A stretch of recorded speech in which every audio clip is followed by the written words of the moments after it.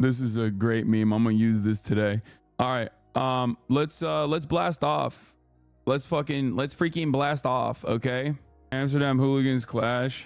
Trump regime is upon us. Astead Herndon of the New York Times will be on later to talk Kamala's to do a real autopsy of the Kamala campaign. Osita Wanevu on to talk about the anti-institution vote. Bro, clear the sticker from the mic. Get in now. Twitch.tv/Hasanabi. Rashida Tlaib is not today. I was wrong. I didn't realize that was scheduled for a different day. It's going to be next Wednesday. Rashida Tlaib is going to be next Wednesday. I also have Felix Biederman of the Chapo Trap House on tomorrow. So we got a lot of guests here, okay? We got a lot going on. Fear not. Do not worry. I hate all the people. I hate all the fucking Gavin Newsom will be the fucking person that save us shit. Have you seen FD's take on the election? He surprisingly went, the lib analysis of America being a reactionary country and misogynoir is what tipped the scale. I mean, look, I think misogynoir is demonstrably a real thing, but ultimately good campaigning and good messaging should be able to overcome that. I mean, the greatest counter to that is literally Mexico, the only country in the Western Hemisphere that did not actually see the same incumbent disadvantage that happened historically in every developing nation as a consequence of global inflation, right? There was a global inflationary shock that created an incumbent disadvantage for the first time ever in all Western nations, right? Mexico was the one country that did not have that problem. As a matter of fact, AMLO was broadly popular, and his successor, Claudia Sheinbaum, a Jewish woman, by the way, in a country that is 98% Catholic, in a country where femicides are a massive problem, okay? She won, and she saw many successes. And that is because of the expansion of the welfare state. That's it. That's literally it. There's nothing else. Expansion of the welfare state, wage increases, boom, boom, boom. People will literally ride for you for the rest of their fucking lives. It was so massively consequential in Venezuela that motherfuckers voted for Maduro, okay? And not because of Maduro, but because of Chavez. People will never forget. If you put money in their fucking pockets, people will never forget that. If you improve their lives, people will never forget that. Did I misspell Osita's last name? Uh-oh. AMLO also kept inflation low and increased the Mexican GDP with leftist policy. Yeah, that's it. That's why I said, like, there's still plenty of room for growth in Mexico, and there's plenty that was that you could take issue with respect to AMLO. But the reality is, like, with that, they liked it. You know what I mean? They respected him. They liked it, and we can do that here too, right? Adjusted to the American material condition. What is happening with this microphone today? I don't know what's going on. The busted mic moment multiple times has been busted today. Cable might be a little messed up. The sticker cursed it. Yeah, I should have never voted, man. I voted one time, put the sticker on here, and boom, microphone is broken. It's messed up, chat. It's the sticker. The Dems are attacking you. Yeah. Oh, Murad, do you want to order food, by the way? I forgot. Are you sure? All right. We lost because you only voted once. Yeah, I should have voted illegally. Whoa. Who said I only voted once? Guys, I activated the mules, okay? The problem is I activated only 2,000 mules when I should have activated 3,000 mules. You know what I'm saying? Like, come on now. What do you mean? Oh, I didn't fucking vote illegally. Are you out of your mind? I love voting. And I love voting illegally. In the event that we remain loyal to the text of the Constitution, and insurrectionists who previously took an oath and allegiance to the Constitution is disqualified from holding office unless Congress votes to remove the disability. Trump is an adjudicated insurrectionist. Ergo, lipcopium, baby, lipcopium. They're doing stop the steal. I love that. It's fucking sick. Just take the L, man. With what? What are you saying, dude? Trump supporters, I think have gotten dumber in like the last 4 years somehow, where it's now virtually impossible to have a conversation with them because they're not even responding to things that I'm saying like directly. Like, how do you have a conversation with someone who's just like, I don't understand anything you're saying, and by God, I will not let that get in the way of us having a conversation where I yell at you. Anyway, okay. Someone else is living your car dreams. Oh, dude, yeah. Ford CEO Jim Farley slammed for driving Chinese-made electric vehicles, slap in the face. Dude. I'm not gonna lie. I think it's fucked up that Jim Farley gets to experience BYD and I don't, you know? I want it. Like, I want the Yangwang. I want Yangwang 9, dude. That shit looks fucking incredible. It can jump. I want that. And it's like, how the fuck does he get to do it, but I don't? Is Xiaomi okay? Fuck it. I'll take the Xiaomi. Only the oligarchs get the BYD. Yeah, the oligarchs of the Canadian public transportation, the oligarchs over at the Canadian Public Transit Board and their fucking BYD buses, dude. It's really fucked up. Or the oligarchs in Mexico, BYD, the oligarchs' choice for vehicles, you know, famously their cars are like 20 grand a pop. Sneak one in from Mexico or Canada, Azan. Yeah, they're gonna capture me at the border. Not for smuggling in drugs as an American citizen, as 90% of the drugs smuggled over the southern border are coming in through regular ports of entry, and it's actually done by American citizens. But they're gonna stop me at the border specifically because I'm smuggling BYD. I'm smuggling Yangwang. I'm smuggling the Yangwang 9. Why do you drink so much soda? This is literally not soda. It's a Stumptown Hairbender Nitro Cold Brew. You can have it 3D printed here at home. Muslim terrorist smuggles Chinese contraband through the southern border. Oh no, I'm cooked. What is this? Clip from stream last night was genuinely the hardest I've laughed. 10 million people and growing. Anchor babies, their parents, their grandparents. We're gonna chill. Okay, fucking calm down. All right. Hey, and their parents? What do you mean?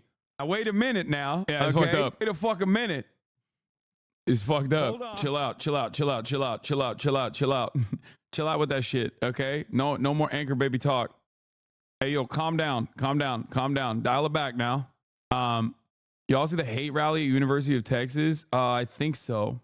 Yes, chat. VODs are paywalled now. You're gonna have to subscribe if you want to see the VODs, or just go to YouTube where it's like literally fucking free. You can just like watch it on YouTube, from a million different outlets from my fan channels. But if you want to watch the VODs here on twitch.tv/Hasanabi, you're gonna have to subscribe, baby. But you should subscribe regardless if you want to support the show. They're so stupid. I know. The right are so unimaginably dumb. It's actually crazy. Like, Hamas calls for immediate end to the war after Trump election win. It's like, yeah, dude, they've been fucking doing that. They've been doing that since October 10. Are you making a sub only chat? No, I'm not making a sub only chat. I am, I mean, who knows, maybe in the future, potentially. Okay. Hold on. Wait. Oh, oops. Hold on. Wait. I have Astead on at that time. When else can we do it? I'm trying to talk to Astead. I'm trying to talk to Astead and also Astead at the same time to try to coordinate with both of them at separate times. I want to have both of them on today, and it is becoming quite difficult for me to. What is happening? What the fuck? There's some crazy ass shit that I'm hearing. Get a damn assistant. Yo, there is some wild stuff happening in the fucking universe, dude. I don't know what the hell's going on, chat, but let me tell you, okay, one, the unusual whales account is just like popping off with the craziest breaking news right now. And I don't know what the fuck that's about, but yeah, we already did the Monkeys Escape South Carolina facility. What is this? Adam and Nick make fun of Dion Taffs. I think Destiny convinced Richard Spencer to be lib. Oh, He's okay. not racist no more.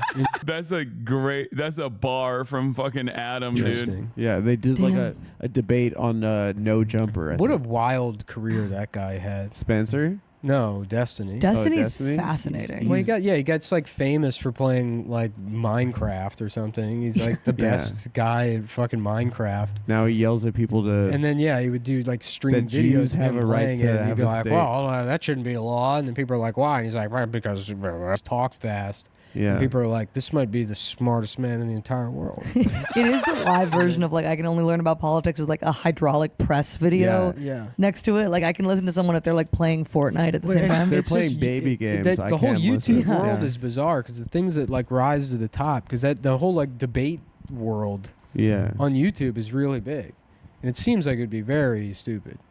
You know what I mean? It's one of the dumbest in concept things that I can imagine. It's like people yeah. debating. They're like, each that'll other. never happen. Right. Yeah, someone watching Barney and then listening to, My other family members are talking about the what? DWPU clip of your response to the Amsterdam thing right now. Fuck me. Wait, what? Why do your family members? What are your family members fucking watching Drew Pavlov on fucking Twitter? How the fuck? What? the neoliberal political analysis. Bro, your family is lost in the sauce if they know about Drew Pavlov. Also, Destiny, I think, was like his girlfriend was like cheating on him, and like people make fun of him about that. And then he wrote an article that was like, "Why it's good to get cheated on by your girlfriend." yeah, You get really good at making His points best and you can debates rationalize. are with himself. yeah, it's true. Yeah. Yeah, That's why it's so good, because he's constantly torn. His mind. We will never have a coalition on the left, it seems then.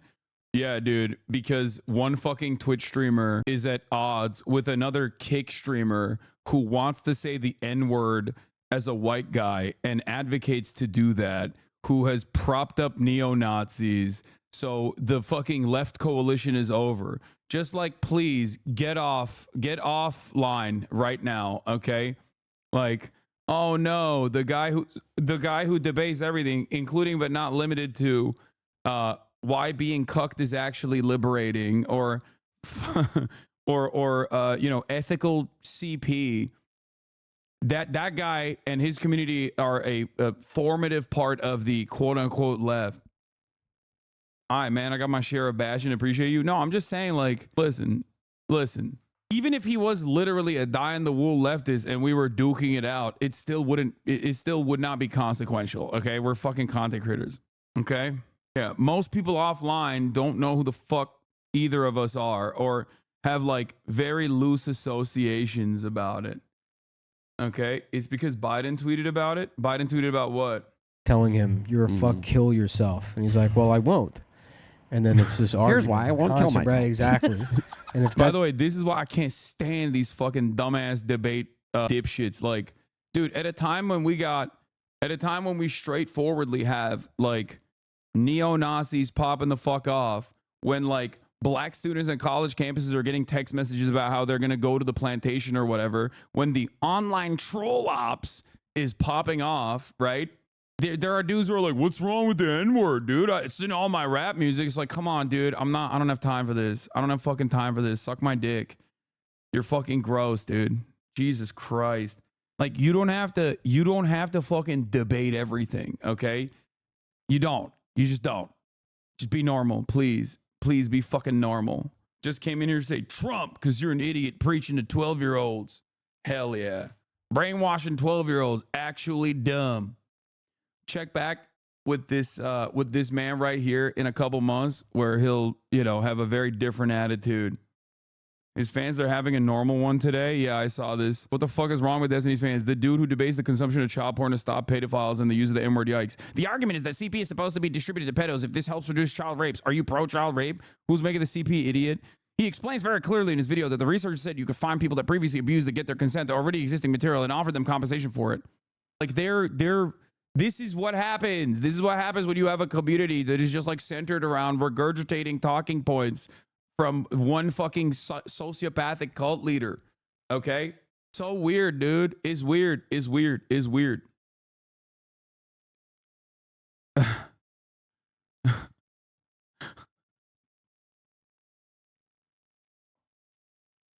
What the fuck? Did you mention why your tabs never uploaded? Adam hit me up the other day and was like, oh, it's coming out any day now. I don't know why he still has not released it. It'll come out soon. That's what, if that's going on in your head all the time, what the hell is Israel Palestine? That's easy to solve. That's true. Yeah. When the devil is inside of you. Yeah. When it's just Slipknot 24/7. Did you see that video of Shapiro debating like 25 libs? Dude, yeah. I love that one. Yeah, that's good. That is the debates are huge now. I wish I could get into that space, but unfortunately, I'm just one of the dumbest people. Nick, you could do it. You don't have to be smart to be a good debater. You just have to be confident, I think. It was a prank, bro. That video's never coming out. Do you think Dems lost Ryan Ruth because he wasn't able to activate his 10,000 Afghanistan troops illegally? 1,000, not 10,000. NATO-trained troops from Afghanistan illegally to vote for Amala like they did for Biden. 1,000. Get it right. Ryan Ruth activated 1,000 NATO-trained Afghan troops. NATO trained. Remember that. What? Hassan's Instagram story every morning? Dominant mini basketball highlights for his dominant mini basketball. That's funny. This is my Instagram story every morning. Calm down. It's fine. Bro, you're the Ryan Ruth wiki at this point? Yeah, dude. He is. Look, when I found out that I was wrong, and then there was actually one singular pro-NATO voter out there who only cared about NATO, okay? Like Gunther Ferlinger style pro-NATO American voter. I was fascinated, okay? I was personally fucking fascinated. What? This chatter wants to debate you? I'm trying to bait him for something else. Are you a fan of the Democratic Party? Why are you so mean? Why do you feel about Trump winning and Kamala losing? Now that I have your attention, is there any universe would you consider playing the entire Dragon Rampa series live on stream? No. When I saw that someone was making like actual election decisions specifically on NATO, I was like, that's it, man. We're done. That's my guy. I love politics. I see a fucking guy that's like that. I'm gonna ride with him. I'm gonna die for him. Okay. Yeah. All right. Where do we begin? We got a lot going on in the world. What is this? Funniest analysis of your statement? Andrew Tate, Jordan Peterson, internet algorithms, Gamergate, whatever. There is a massive amount of right-wing radicalization that has been occurring, especially in younger male spaces. Any hobbies whatsoever, whether it's playing video games, whether it's working out. By the way, Hassan is right about all of this. Whether it's, I don't know, listening to like a history podcast or whatever. Yeah. Wait, what was, yeah, I am right about it. What? Asman agrees. What the fuck? What's the problem? Oh God, I looked at his chat. Don't look at his chat. Don't look at his chat. Don't look at his chat. Don't do it. Don't do it. Don't look at his chat. Everything that they see is right-wing sentiment being expressed by individuals that they find charismatic. But you can only blame internet. So the reason why he's right might not be necessarily like what he's trying to say. I think that it's a chicken and the egg scenario where the content that's popular is right-wing because this right-wing content more accurately reflects the way that people see the world and the way that guys feel. So it's not that there's a bunch of right-wing content that's brainwashing people to be racist or to be Nazis. It's that there's a lot of guys that feel He's like, no, there's just a lot of Nazis out there. There's just a lot of people who believe in the ideology of the NASDAQ. No. By the way, it's ironic because this other person from the video clipped it right before I talk about how like they're not actually overt Nazis in the same way that like they were in the 2016 Gamergate era, where there was like open outward white supremacist sentiment being expressed on YouTube regularly. You had the likes of Stefan Molnier and all these other guys who were like straight up neo-Nazis, right? They no longer, it's not like that. It's like 90% of the way there. But they're not like openly white nationalists, even though there are some, right? But that movement has definitely been cast aside a little bit as a lot of the overt racism, misogyny, yada, yada, yada, has been normalized by the Republican Party at the tippy top. So for that reason, I think most people find themselves very comfortable expressing certain types of sentiment. Hassan, why are you so charitable to dudes who should have lied to their teeth one day to get on stream and spread hate the next? What do you mean? What is happening right now? Enfranchised, and the content that's being deemed as right wing is content that reflects what their viewpoints are. So it's like, and the content creators in your orbit all just talk about your drama when you're offline. Nobody's doing anything to combat reactionary stuff amongst men. Yeah, I am. I try all the time, and I'm gonna do more about that. I made the mistake of looking at Nick Fuentes' Twitter last night before going to bed for the first time, and I had literal nightmares. Yeah, I saw that one clip. Where he's just like cackling and losing his fucking mind. And just like so excited at the prospect of just like being able to control women's bodies, like that little fucking nerd, right? He's such a freakish little gremlin, such a goddamn loser, dude. And it reminded me of how he got there, because it reminded me of how he got to a position of prominence that actually led to Nick Fuentes like having dinner with Donald Trump. There was a man who propped him up openly and deliberately and excitedly. Okay, a person who I despise, and every single time I see Nick Fuentes' disgusting little booger-eating gremlin face, I am reminded of the people that are literally saying he should be liberal. Yeah. This guy should be liberal Joe Rogan. And Fuentes' treatment of me is so bad. I don't understand. That's something he'll have to learn and grow. Not to be too self-aggrandizing, but like Fuentes should be worshiping me, because I am literally I was the only lifeline that he had to like being able to breach like mainstream political conversations. Like I represented a huge potential opportunity to him, and he just was so bad faith in the way that he treats me. It's unbelievable. I don't know why the fuck you would do that. Like he should have been so conciliatory towards me. And I'm not looking for that. I'm not asking him to be my bitch or anything. But for him to be like relentlessly bad faith against me all the time, I'm like, bro, who the fuck are you? Like I can put you on a stream in front of 14,000 people. Like I'm giving you your phone number to like Adam22 so you can go to a show. Why the fuck would you like burn my shit so hard? Like you're so stupid. Yeah.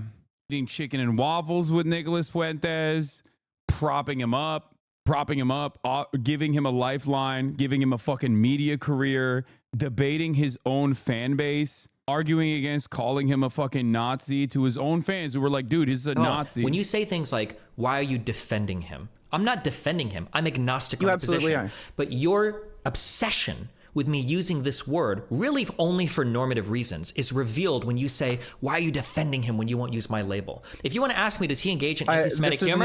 I would say absolutely yes, he engages in anti-Semitic humor. If you want to say, is there a chance that he believes in anti-Semitic conspiracies? Yeah, of course there's a chance. And he has in the past. In fact, it might even be likely that he still does today. I just haven't had the conversation with him about it, and I don't really feel like slinging that around when I just don't 100% know. I would rather...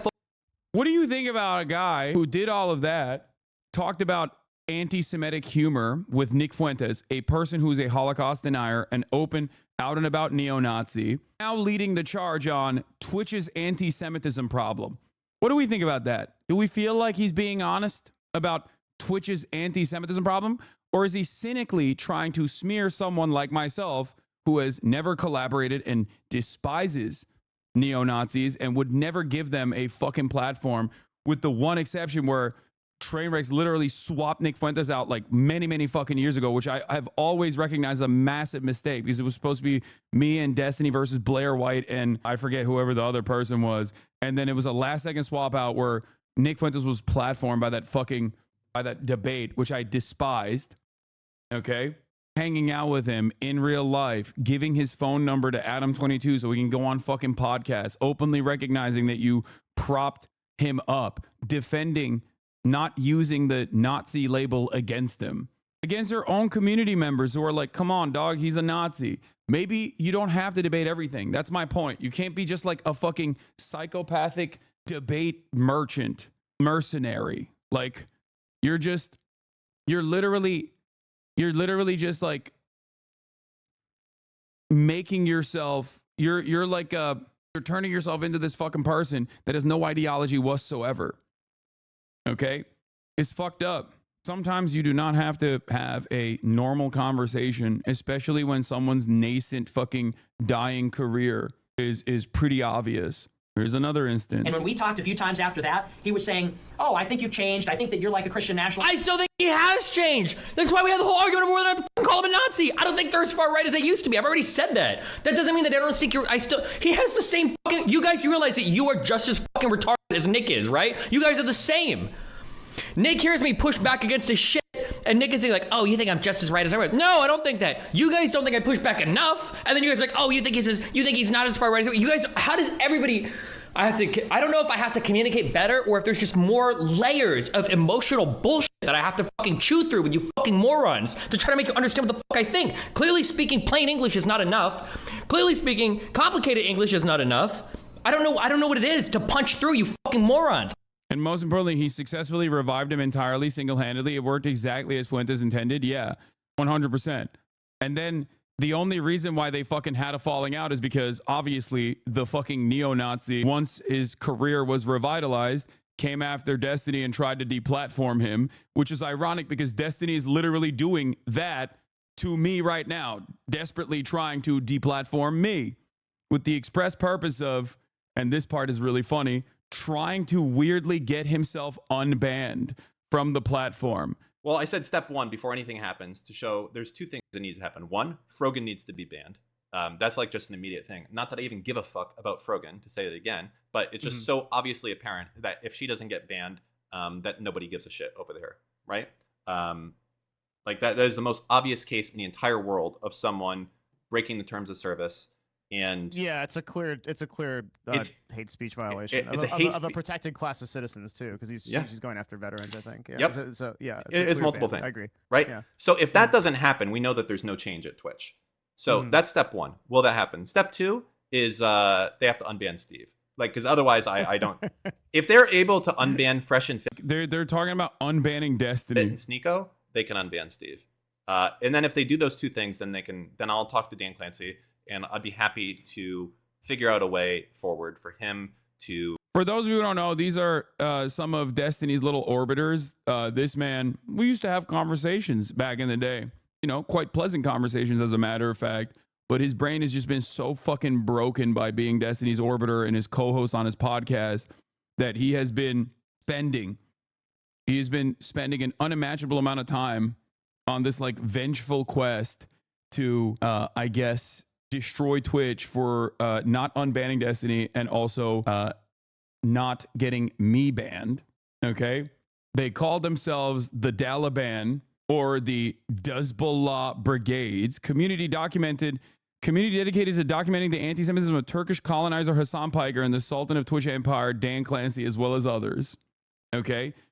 They have made websites from like day fucking one.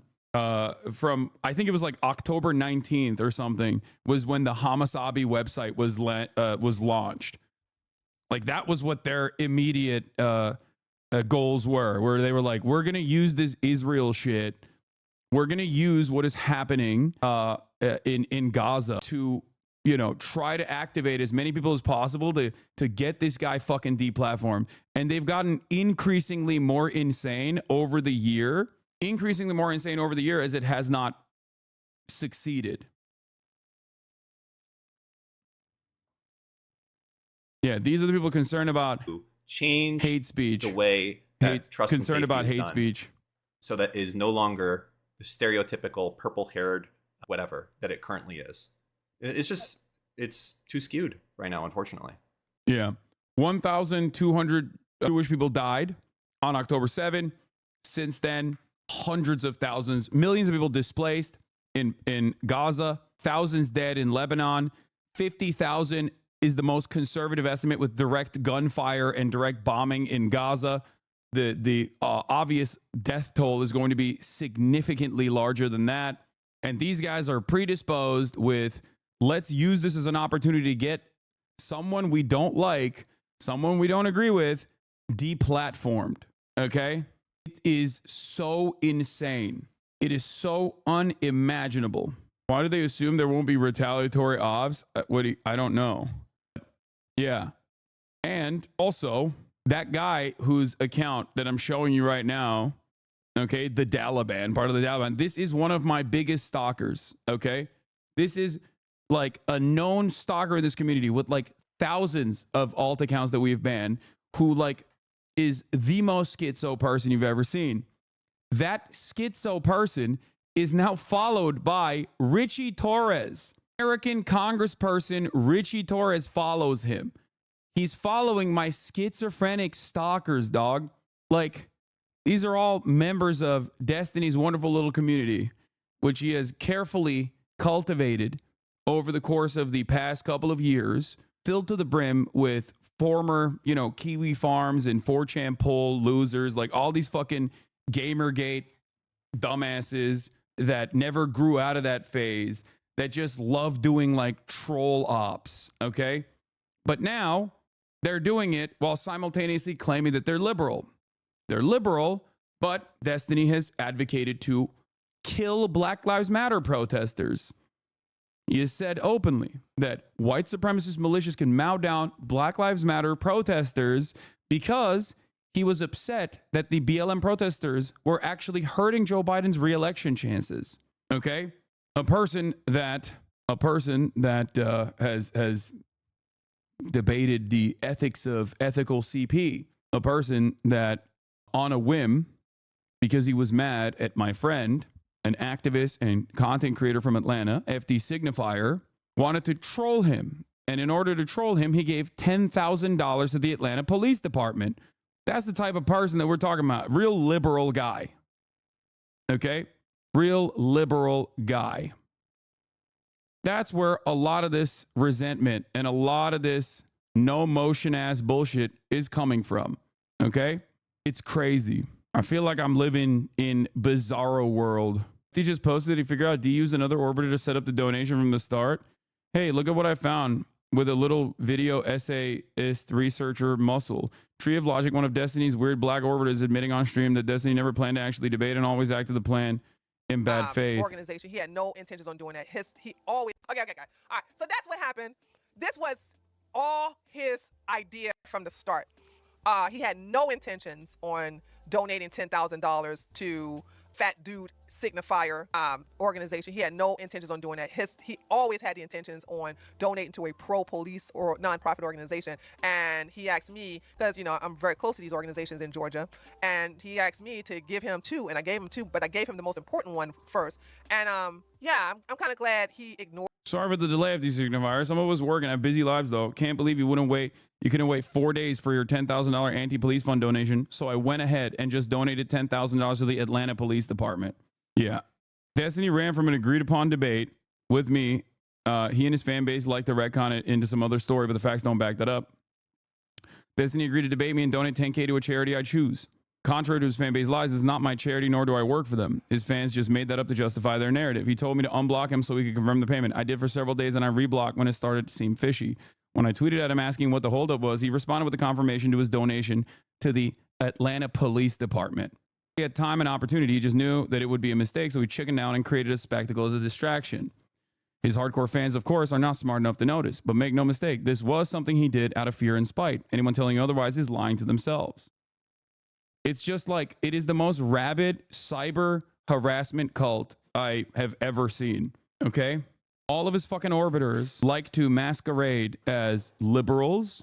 All of his orbiters and himself like to act like they're liberals, but plenty of their perspectives completely antithetical to the rioting kind of progressive values. I mean, this itself is what got him banned originally. I'm not going to play it because, you know, even though it is contextually appropriate, I don't want to personally risk it. That got him departnered originally. Like, they are liberals in the sense that they are pro-Democratic Party. That much is certain. But ultimately, they have no real ideological rudder. They have no real interest in maintaining a position beyond whatever Destiny is saying. They are debate mercenaries. They will debate both sides of an issue with the same level of passion. Okay? You see the Dems pushing D into becoming the fabled Joe Rogan of the left that liberals are yapping about? No Democrats are doing that, okay?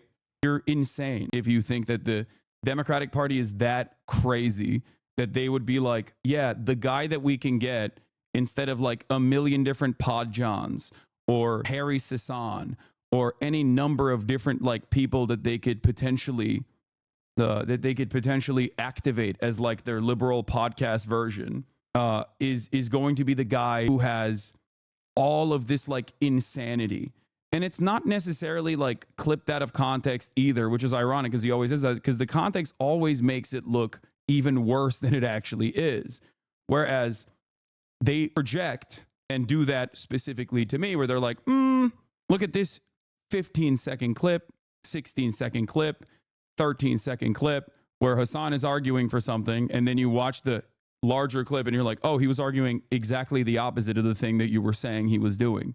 But ultimately, it does not matter because Joe Rogan organically broke his own brain and became a right winger.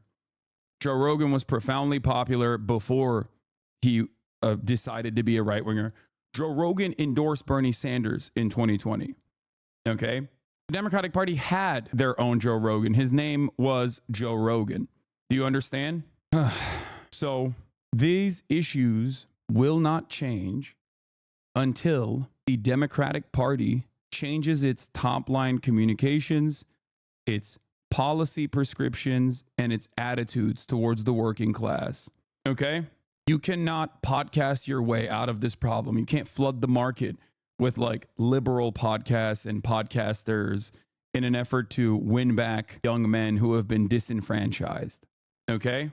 He was watching your clip yesterday, but turned it off once you mentioned he uplifted Nicholas Fuentes. Yeah, he hates that clip, by the way. I'm sure he hates that clip. He absolutely despises that clip because it so directly contradicts any kind of liberal image that he tries to cast himself as. Okay? And it's not just that clip. There are a million others. Okay?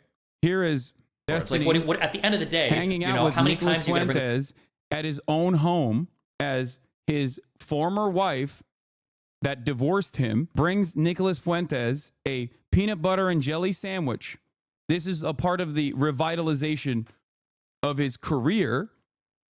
And in this process, he is also talking specifically about revitalizing another white supremacist, Lauren Southern's YouTube channel. With them aside before they finally come down, before the United States changes its foreign policy stance on Israel and Palestine? Or how many times are we going to complain about like the media and the government and everything? And I've talked to conservative creators who will say things and they get into this self-defeating progressive mindset. You ever heard a black person say like, oh, I'm not going to do anything, the system's rigged against me, it's bullshit, right? Like I've argued with fucking Lauren about her videos where she's like, oh, all of my stuff is deprioritized, I don't think I'm gonna get any views. Like, no, it's not. You just don't fucking upload enough. Make more fucking videos. And she did make a couple and some of them actually popped off on the algorithm. She did one responding to Matt Walsh's shit. Got like 500,000 views. And it's like, she's literally talking about Lauren Southern here and how they have conversed over how to pop Lauren Southern's channel off.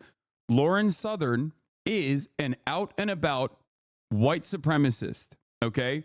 A white nationalist through and through. Mate Feed Art, thank you for the 100 community gift to subs, allowing 100 people to be to have access to the now subscriber only VODs.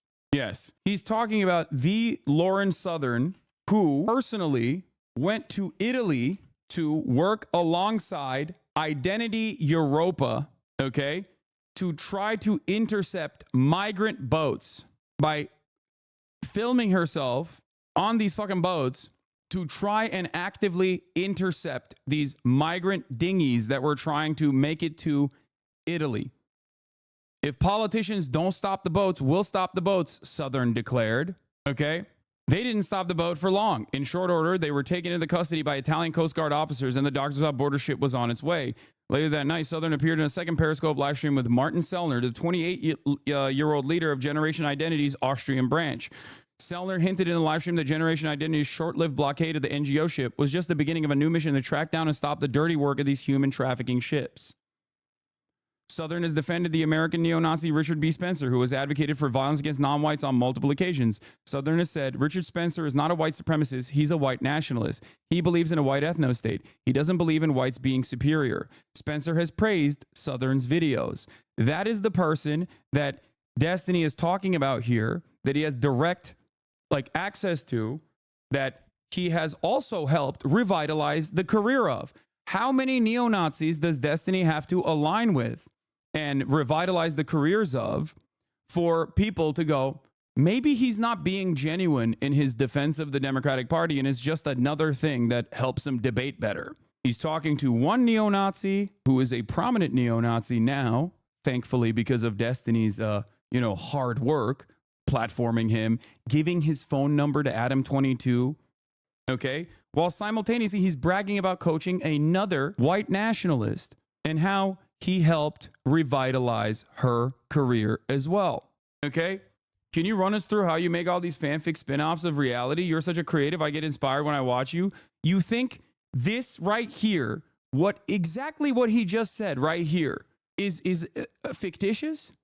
Am I wrong? Like what? Do you think he was just joking here? He didn't mean it. He's admitting to it. You want me to play the clip again of him saying, why do you think that the algorithm's not fucking you? You're fucking yourself. Because that type of self-defeating, self-deprecating, self-fulfilling prophecy of the system's against me, I can't do anything. So it gives you the perfect excuse to work on nothing because you're completely fucked. And then it gives you the perfect enemy to blame for all of your problems. And it's well, what the fuck? What does that accomplish at the end of the day? What's up? Wait. I want to be a good wife. So I got peanut butter sandwiches. Whoa! Is it for him? For both. Let's go! Thanks, Isn't that what a Mom. wife is for? What? Isn't that what a wife is for? That is absolutely. See, you got it made, bro. Thank you so much. Wow. Good job. Let's go. You got it made. Hell. Hold on. So much. Let's go. You got it made. Hell. Hold on. What's that? Go ahead, man. Go ahead. Yeah. Look at me showing you a alternative view of reality. Fan fiction. Yeah, this is literally on his own fucking channel. He's blue pilling Nick in an IRL debate. He's blue pilling him. You don't understand. You don't understand. He's debating him in the marketplace of ideas. He's actually blue pilled now. He's no longer a neo-Nazi. He's actually pro Democratic Party. Did he also blue pill Richard Spencer? Is that why Richard Spencer came out and was like, I'm in the tank for Mamala? Yeah, it's not the first time they hung out together. Yeah, you think? Nick Fuentes and Destiny hang out Every day IRL. It dawned on me when you said that. Yeah, because before, no, not you. You're already shacked up, lady. What's going on with that? What's the story? How about just one man, one? My point is this.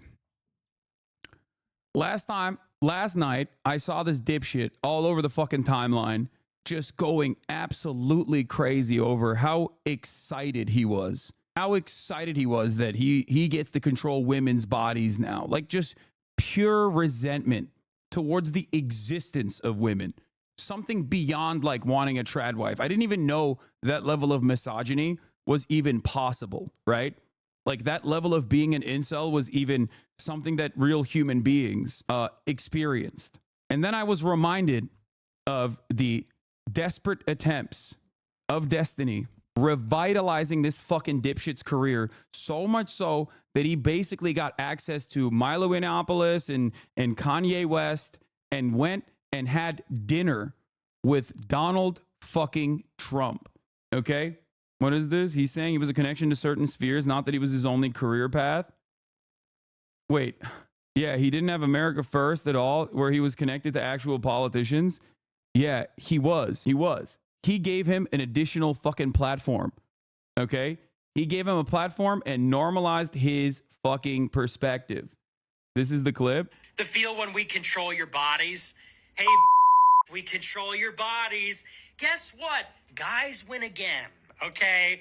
Men win again. And yes, we control your bodies. Hi, I'm your Republican congressman. Hi, I'm your Republican congressman. It's your body, My choice. And men, women again. Men win again. There will never, ever be a female president. Never. There will never be a female president, ever. It's over. Glass ceiling? Dude, it's a ceiling made of fucking bricks. You will never break it.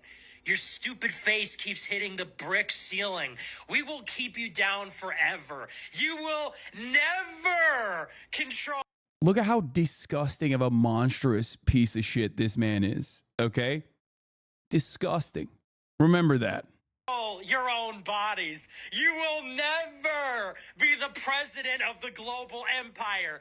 Never gonna happen, sweetie. Yeah, he's blue pilled. That's why he's wearing a blue hat. Destiny successfully debated him in the marketplace of ideas. He blue pilled him.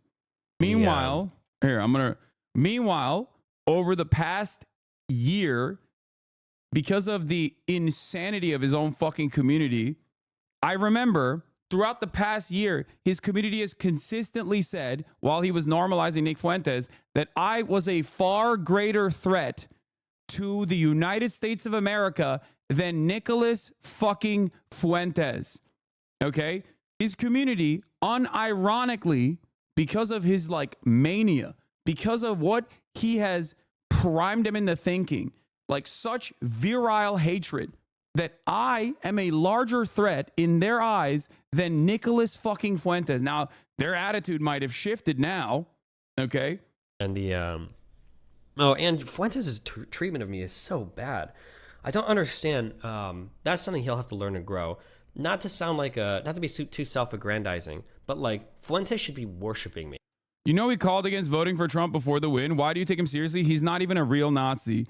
This is the problem.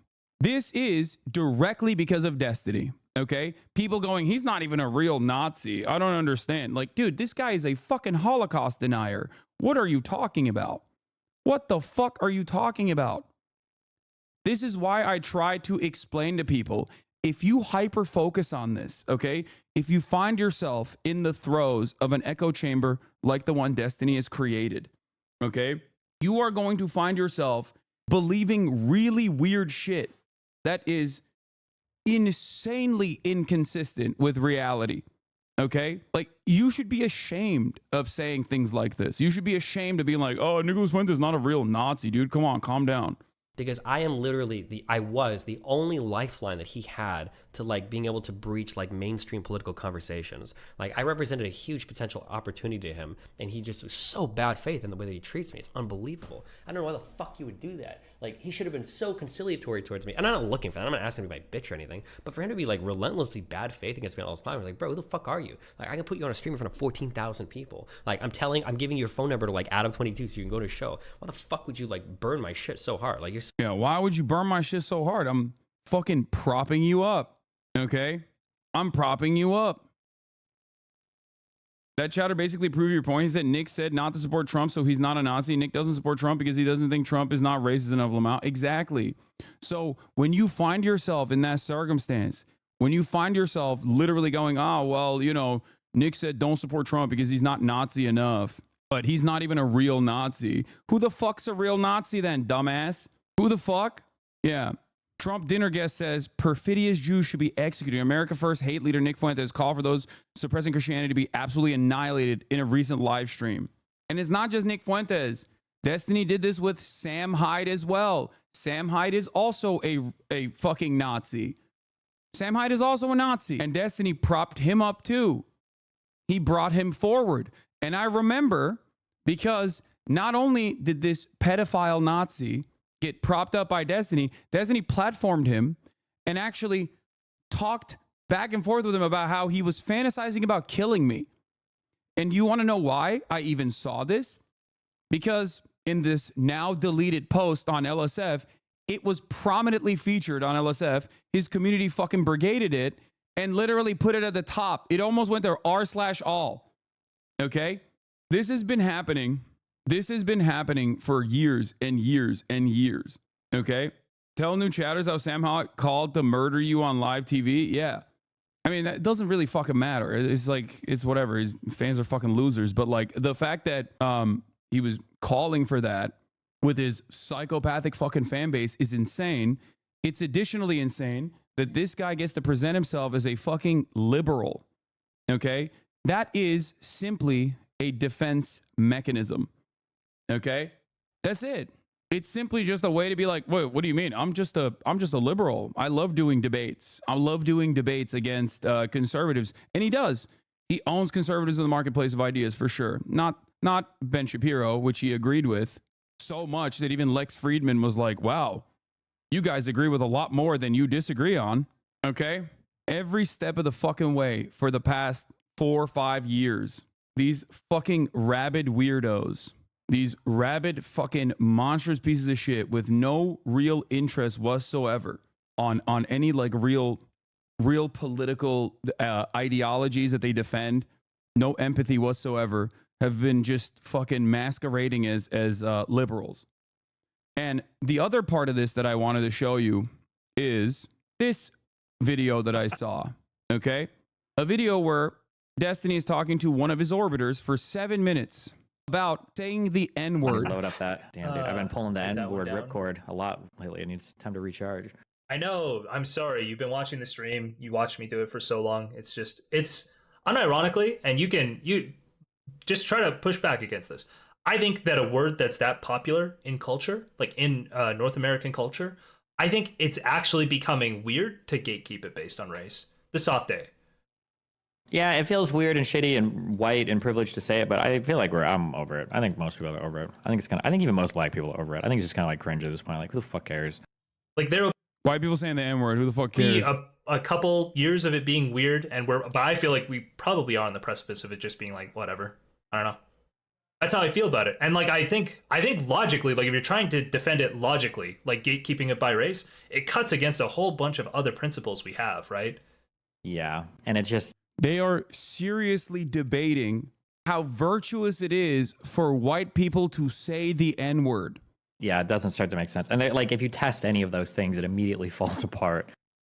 Like the easiest cut against that word is that like, if you use it and you normalize it and some people are blah, blah, blah, any argument that has anything to do with going down that road should mean that black people should never say it in rap music. Like, because that does more to normalize it than literally any white fucking gamer guy on the internet saying it ever. But they're not debating, they're agreeing. Sorry, you're right.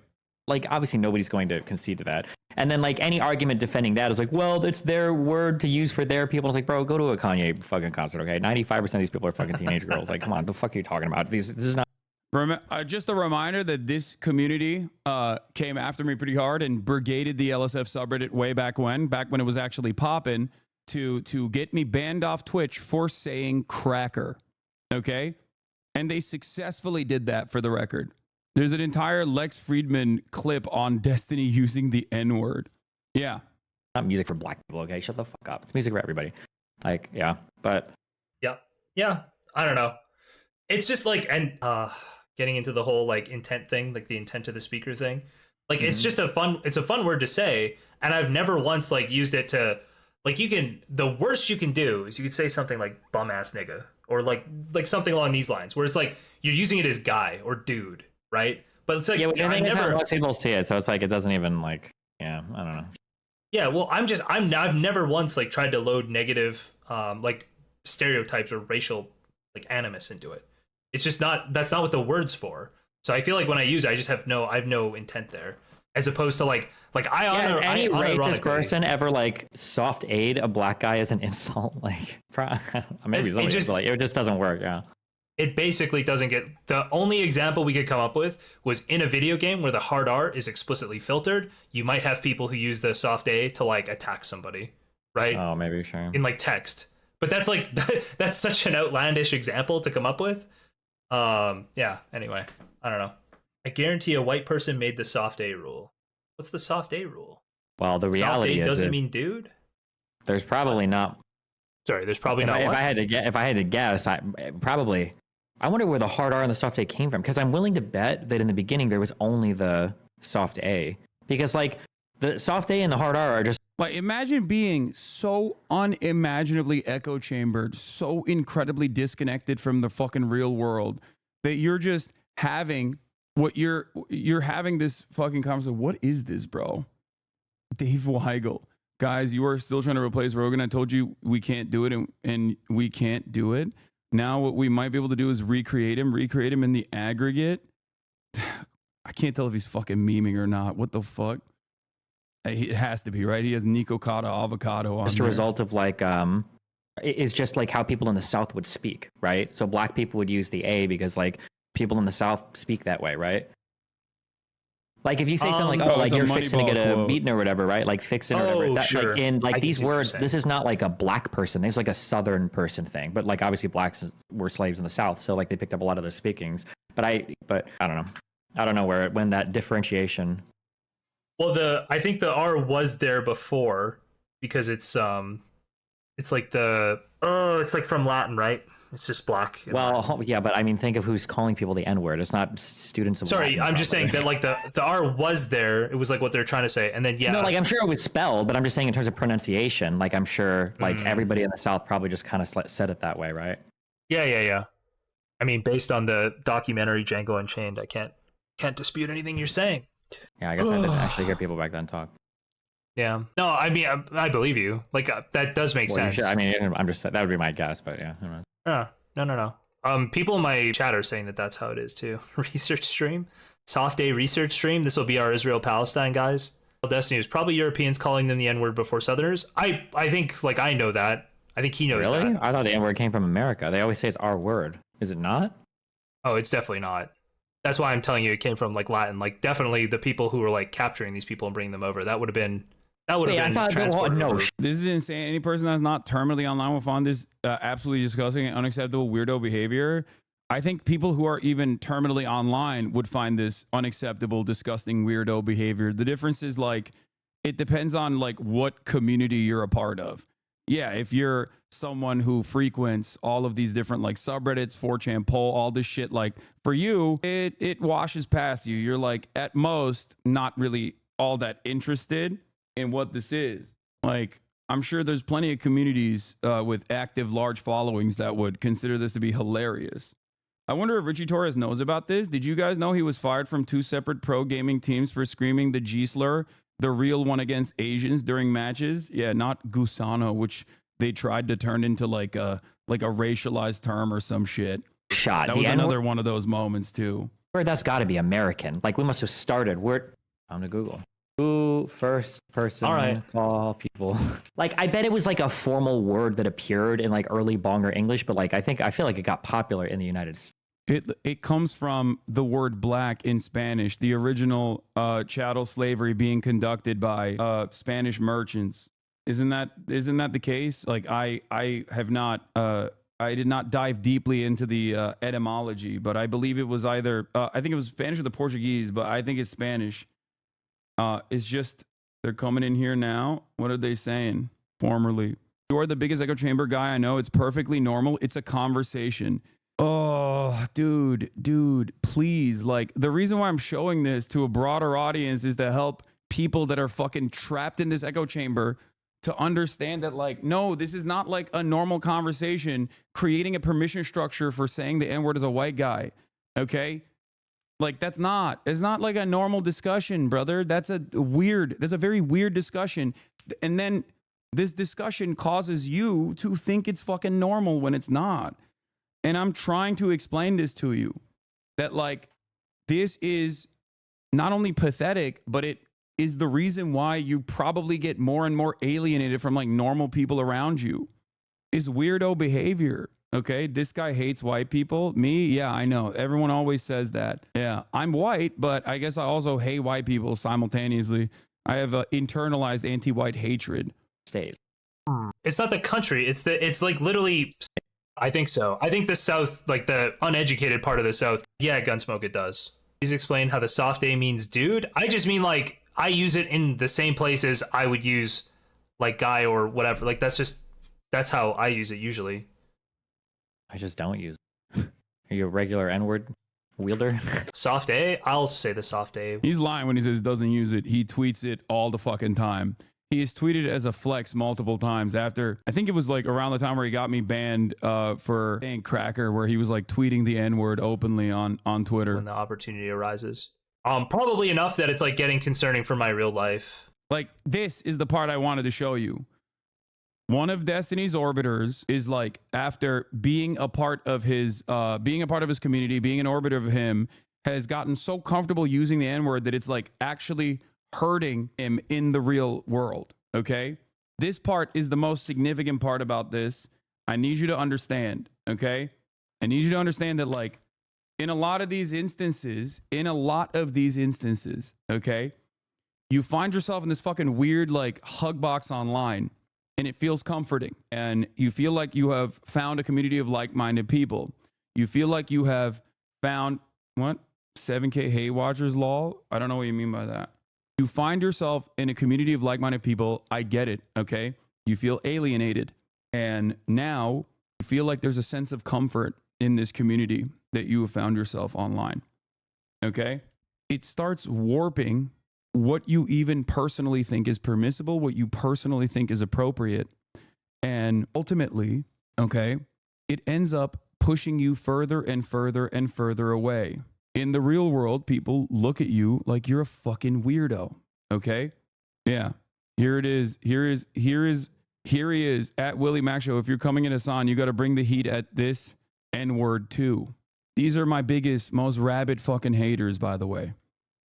These are my biggest, most rabid stalkers. And they've been doing this for years and years and years, nonstop. And they're fucking up their own personal lives by thinking that this is normal. I just don't use it. Are you a regular N-word wielder? Soft A? I'll say the soft A when the opportunity arises. Probably enough that it's like getting concerning for my real life. I had this happen to me in college, actually, where like I played video games a lot. And I would use the soft A then. And then it happened when I was like in a computer lab one night doing homework at like 3 a.m. I was talking to my buddy. I said something with a soft A, and he was not expecting it, okay? His eyes perked right up. He was like falling asleep, and he was like, holy shit. But you basically pulled a turkey Tom? I did. I was a bit of a bridge enjoyer back then. You say it weirdly? I don't say it weirdly, Sognick. And you're an admin for Darius. You're a mod for Darius. Don't come in my chat and tell me I say it weirdly. Go talk to your boy. Yeah. All right. We finished up with our... We're not quite. Let's finish. We're all trying to figure out why these people are permabanned from Twitch. Yeah. I wonder how that happened. I wonder why.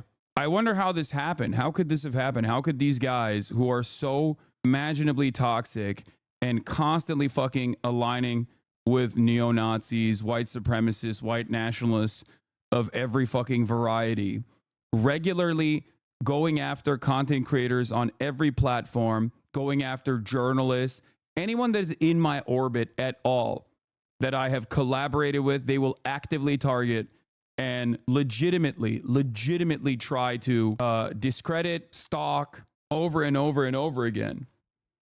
Like, yeah, sure, he debates red pill guys and makes a mockery of them. Those guys are fucking idiots, and that's great.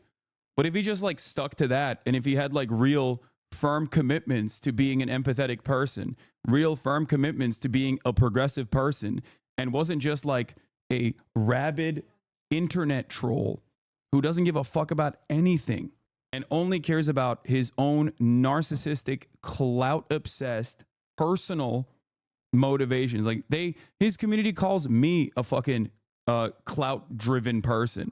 Yeah, there's a reason why I do these collaborations, not because I'm friends with a lot of these people and I genuinely like them, but also because, yeah, I have a perspective, I have a position, and I want that position to be seen in the most charitable way possible, okay, by as many people as possible, okay? That's it. So just wanted to do a brief little fucking blast on the past. And this is just not even fucking scratching the surface. Barely scratching the surface. Okay?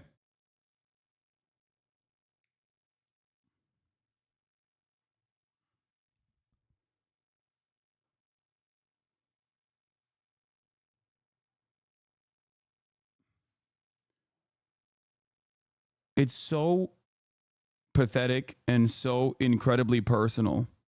Like it has nothing to do with politics. Like in a normal circumstance, like if he wasn't such a weird fucking loser with like trying to always present himself as the edgiest person possible, he most likely and I most likely would not even have that many disagreements. Like David Pakman is a perfect example. I disagree with a bunch of David Pakman's opinions, but he has always shown me tremendous respect, and vice versa. I can say that I have disagreements with David Pakman, okay? And that's fine because that's normal. As long as you're like a cordial person. I don't think David Pakman would ever in a fucking million years argue for a white person's right to be able to say the N-word.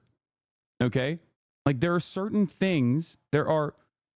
fucking lines that most people will not cross. Okay?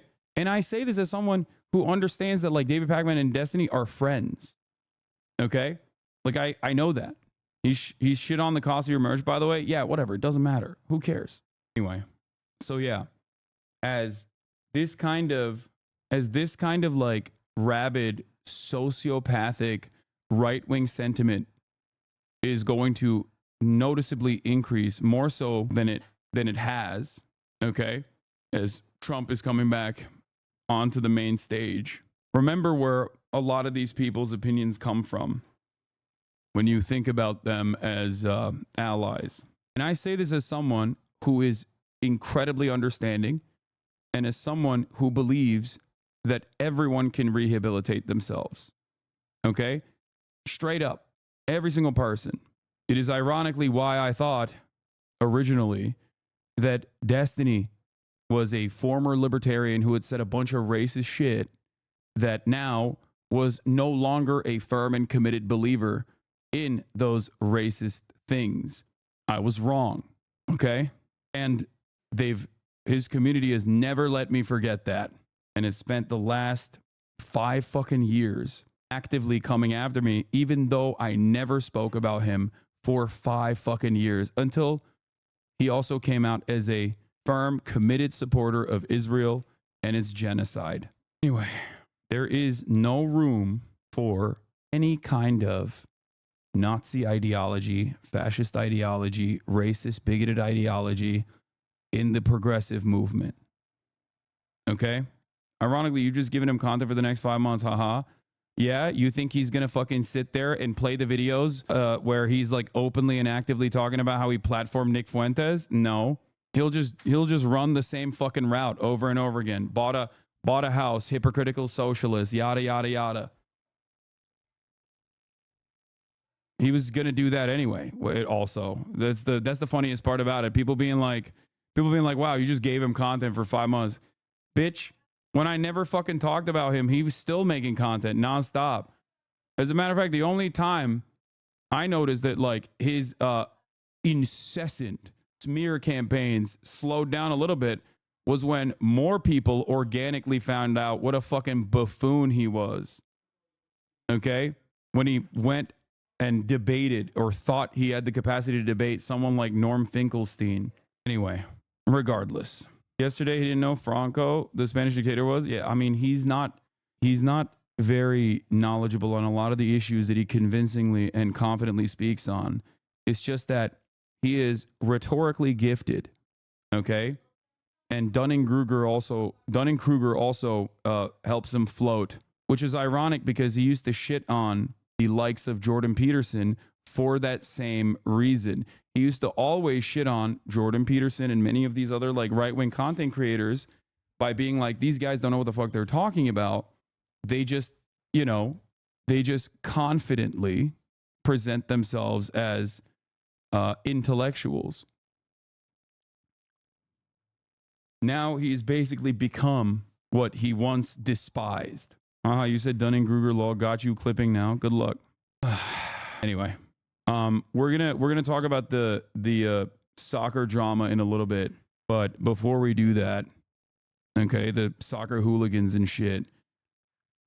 Trump has named Susie Wiles as the White House chief of staff as the transition starts ramping up. Now, obviously, normally the transition team is slated to be signed long before this very moment, but Trump doesn't do things normally.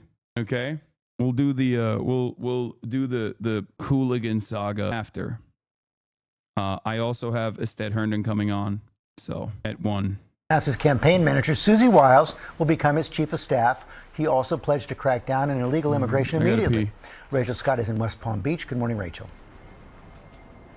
George, good morning to you. Donald Trump making his first major decision as president-elect, selecting Susie Wiles to become his chief of staff. She's a longtime Republican advisor that has been quietly working on his campaign for 4 years, but it's hard to find anyone who was more critical to the success of his third bid for the White House than Susie Wiles.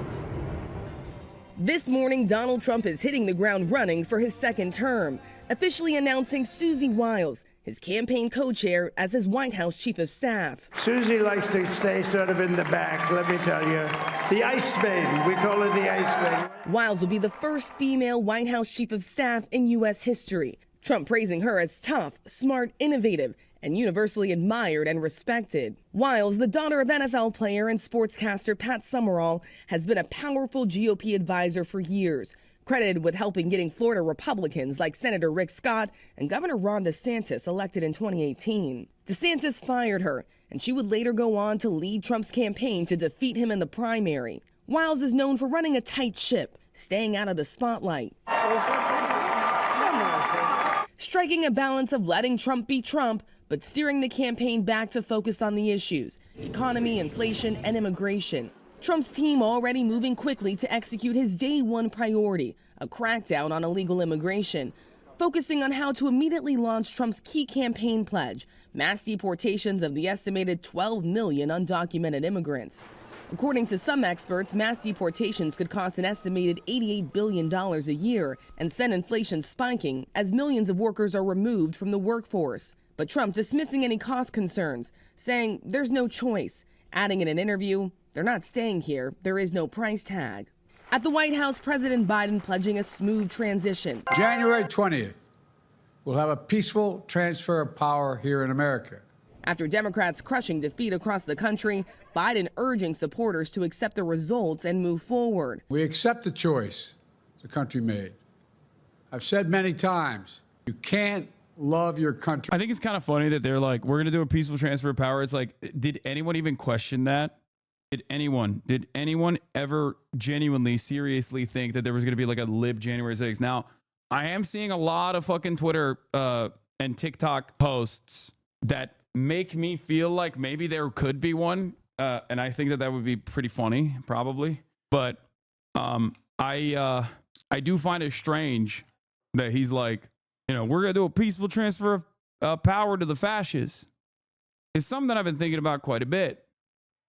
Okay? It's something that I've been thinking about quite a bit. What do I mean? It's like the Supreme Court of the United States, which is firmly committed to preserving Donald Trump's safety, security, and his mania, has given the office of the presidency extreme levels of security from prosecution. They did this decision in an effort to shield Trump from any kind of legal scrutiny, a second line of defense, another hurdle that inevitably the Supreme Court will either have to defend or argue in favor of, by giving him the opportunity to say, hey, look, this was a presidential act. Okay? And what's really interesting about this is that this gives Brandon carte blanche in abusing that power, that awesome power that the Supreme Court has afforded to the office of the presidency. However, I believe that the Supreme Court of the United States knows that the Democrats would never do that. Trump, on the other hand, will guarantee do that. Okay? Guaranteed. He will absolutely use this newfound, unimaginable level of freedom that he has from legal prosecution, criminal prosecution, to his advantage. Democrats never fight. Okay? They don't. They don't ever offer up a fight, and Republicans know that, so they do not care. Only when you win. The White House insisting the president does not regret his decision to step aside or that he did it so late in the campaign. The president offering only praise for his vice president. She gave her whole heart and effort, and she and her entire team should be proud of the campaign they ran. And of course, President-elect Donald Trump expected to travel to Washington to meet with President Biden at the White House in the coming days. As President-elect Donald Trump, of course, also entitled to receive classified intelligence briefings. And this morning, we are told that as part of this agreement to accept this role as Chief of Staff, Susie Wiles wanted to make certain that she could still play the role of gatekeeper, keeping some oversight over who has control or who is going into the Oval Office, trying to avoid some of the chaos that we saw in the first administration, George. And Rachel, we're seeing a group of Democratic governors mobilize. They're saying they're trying to Trump-proof their states. Yeah. Donald Trump has not been sworn in yet into office, but already you have a handful of Democratic governors that are really trying to brace for any potential policies of a Trump administration. So California Governor Gavin Newsom, Illinois Governor J.B. Pritzker saying they are ready to call lawmakers back into a special session, trying to safeguard any type of curtail against reproductive rights, gun reform, and also any environmental regulations, George. In an address to the nation yesterday, President... Also, here's Nancy Pelosi blasting Brandon on New York Times. Had the president gotten out sooner, there may have been other candidates in the race, Ms. Pelosi said. But this is also blasting Kamala, too, by the way. And she's right. Had the president gotten out sooner, there may have been other candidates in the race, Ms. Pelosi said during an interview with Lulu Garcia-Navarro, the host of the interview, a Times podcast she added during the interview, which will be published in full on Saturday. The anticipation was that if the president were to step aside, that there would be an open primary. How about the primary? Why did they not even allow a primary to take place? Because they were worried about a 2016 style primary where a progressive voice would probably do fairly well and it would actually hurt Biden in the general. It would openly show in full display that Biden had lost his step. Okay? And that's the reason why the Democratic Party did not want to have a real primary at all. That's why the only people running against Biden was like fucking Dean Phillips, Uncle Cenk, and Marianne Williamson. Ms. Pelosi went on, and as I say, Kamala may have. I think she would have done well in that and been stronger going forward, but we don't know that. That didn't happen. We live with what happened. And because the president endorsed Kamala Harris immediately, that really made it almost impossible to have a primary at the time. If it had been much earlier, it would have been different. I think that the Democratic Party should not have been so cowardly and allowed Biden, a person who was like very clearly mentally deficient for the role, to continue out his selfish desires of going forward with the second term. The Democratic Party did not have to. The Democratic Party also didn't do anything about Biden picking Kamala Harris, originally, even though she was one of the weakest candidates in the 2019 primary. Okay? She didn't even make it to 2020. The Democratic Party allowed Biden to choose her deliberately for openly identitarian reasons that he demonstrated. He was like, oh, I want a black woman, Jack. It was like one of the silliest things I've ever heard. Like, Kamala Harris had the background to be vice president. That much is clear to me. I mean, she'd played a role. It's just that she was from California. Okay. It's not a state that is a must-win state, right? It's already a lock. And I think that the reason why she chose Kamala Harris was specifically because you could back pocket her. It would be a contingency plan for anyone that wants to get Biden out of the race at any point when he was running for office again. Okay. And no, I will not be listening to Tim Walz speaking because I will not be listening to Tim Walz speaking now. I'll listen to different takes. I'll listen to his speech in a second because right now I'm going to be talking to Astead Herndon of the New York Times. Okay? At 1. Anyway, now there's of course in this New York Times article, there's of course a whole litany of silly things that she said as well. She took issue with the comments this week from Senator Bernie Sanders, the independent progressive from Vermont, who suggested Ms. Harris's defeat had come in parts because the Democrats were too focused on identity politics at the expense of economic concerns. Bernie Sanders has not won, Ms. Pelosi said. With all due respect, and I have a great deal of respect for him, for what he stands for, but I don't respect him saying that the Democratic Party has abandoned the working class families.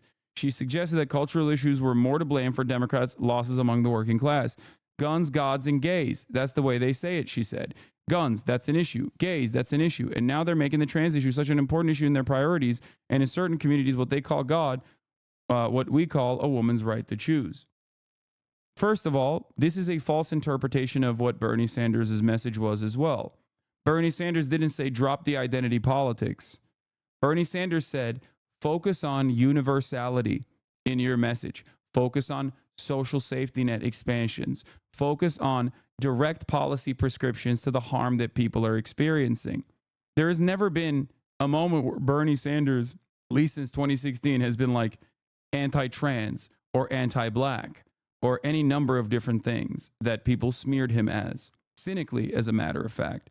Bernie's method is to not unnecessarily hyper-target specific marginalized populations. That's it. And that is a successful strategy, in my opinion. Okay? You do not have to compromise with the right. You do not have to compromise or write out trans people from the coalition. That is ridiculous. At the end of the day, the things that Bernie Sanders was advocating for would have disproportionately helped some of the poorest people in all of the different demographics. Okay? Trans people or black people are not magical, mystical beings that are not experiencing the shock of material shortcomings. Okay? They are not sheltered from not having access to healthcare. They are not sheltered from the impact of the housing market. Okay? But the issue was when Bernie communicated a universal message, they tried to cynically turn it into, oh, he's just saying all lives matter. That's what he's doing. He's all lives mattering the situation. It's like, no, dog. It's so fucking stupid. And there's no better representation of this like back and forth within the establishment of the Democratic Party than Jim Clyburn coming out and saying Bernie is like racist, alluding to the fact that Bernie is racist and that Joe Biden is not. Of course, why was Jim Clyburn saying that? Well, one, because he was in the tank for Biden, but two, it's because Bernie Sanders had always been uncompromising in his battle to give every single American health care, okay? Free health care. Jim Clyburn, on the other hand, had different opinions on that issue.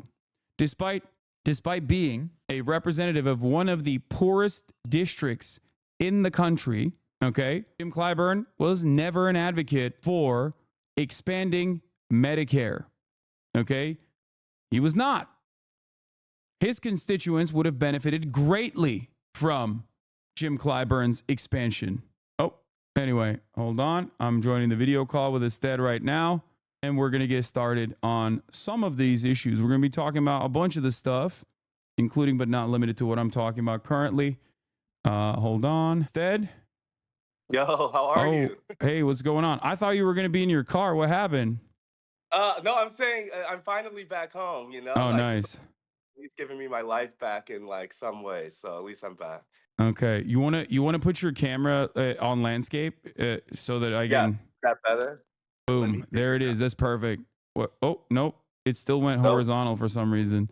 You might need to...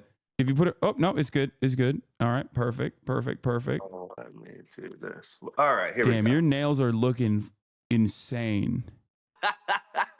I started one of my friends convinced me this year to start getting manicures, and it's been a real relaxation piece. So just, you know, me and Caleb Williams on our clear gel tips. So. That's crazy. That's like my shit is busted. It's so bad. My dad is always trying to get me to go out and get a manicure and a pedicure. I've never done it.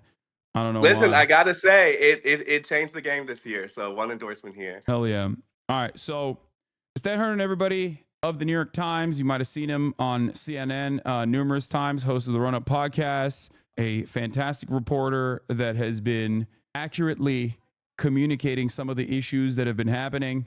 I think your voice is very important to have in mainstream media, especially now when I feel like a lot of, dare I say, the consultant class is utilizing this opportunity to basically defend themselves and defend their positions and defend their strategies, many of which are former Republicans, by the way, which is always interesting, to claim that the Kamala Harris campaign actually failed because she said Latinx too much, which is weird because I never heard her say that ever. Yeah.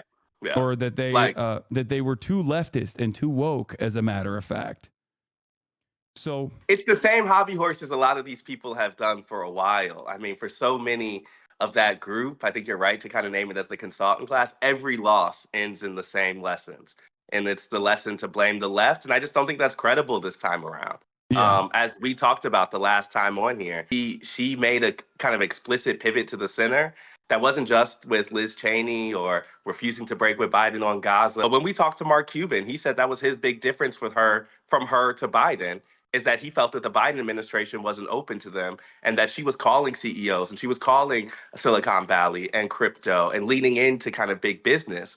And so I don't think anybody can say that they ran to the left. It's Yeah. the opposite. Yeah. So I read parts of the Atlantic piece that came from Biden World because, like, there are numerous different camps here, right? You have the consultant class that are, Clinton heads or Obama heads that are defending their own version of like what went wrong, and many of them are basically running the same route, which is ironic. They all sound like a Ben Shapiro video from 2016. Like the things that I've heard Joe Scarborough say about like how his daughter is afraid to speak up in college campuses because of free speech or whatever is just like it's I guess it's shocking to hear that on MSNBC so prominently in display. But on the Atlantic piece, you had the Biden World also running their own version of events, saying that like Biden could have won potentially, which demonstrably was not true.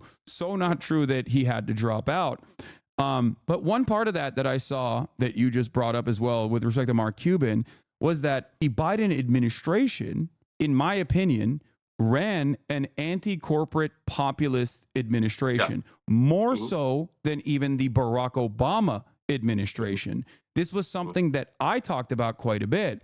And there was one assessment that I actually agreed with in the Atlantic piece where they said Tony West, Kamala Harris's brother-in-law, came on to the campaign and directly told her to cut it out. Tony West is a Uber lobbyist. Or I believe, is he an executive at Uber or a lobbyist for Uber? I'm pretty sure like chief, one of their senior officers. Like he's not just, he's a big boy there. Yeah, Tony West, big boy at Uber, came up to Kamala Harris directly and told her, cut it out with this anti-corporate stuff.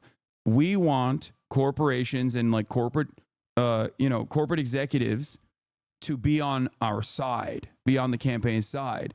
And if you do this like anti-corporate messaging, if you hit this anti-corporate slant, you're going to get punished.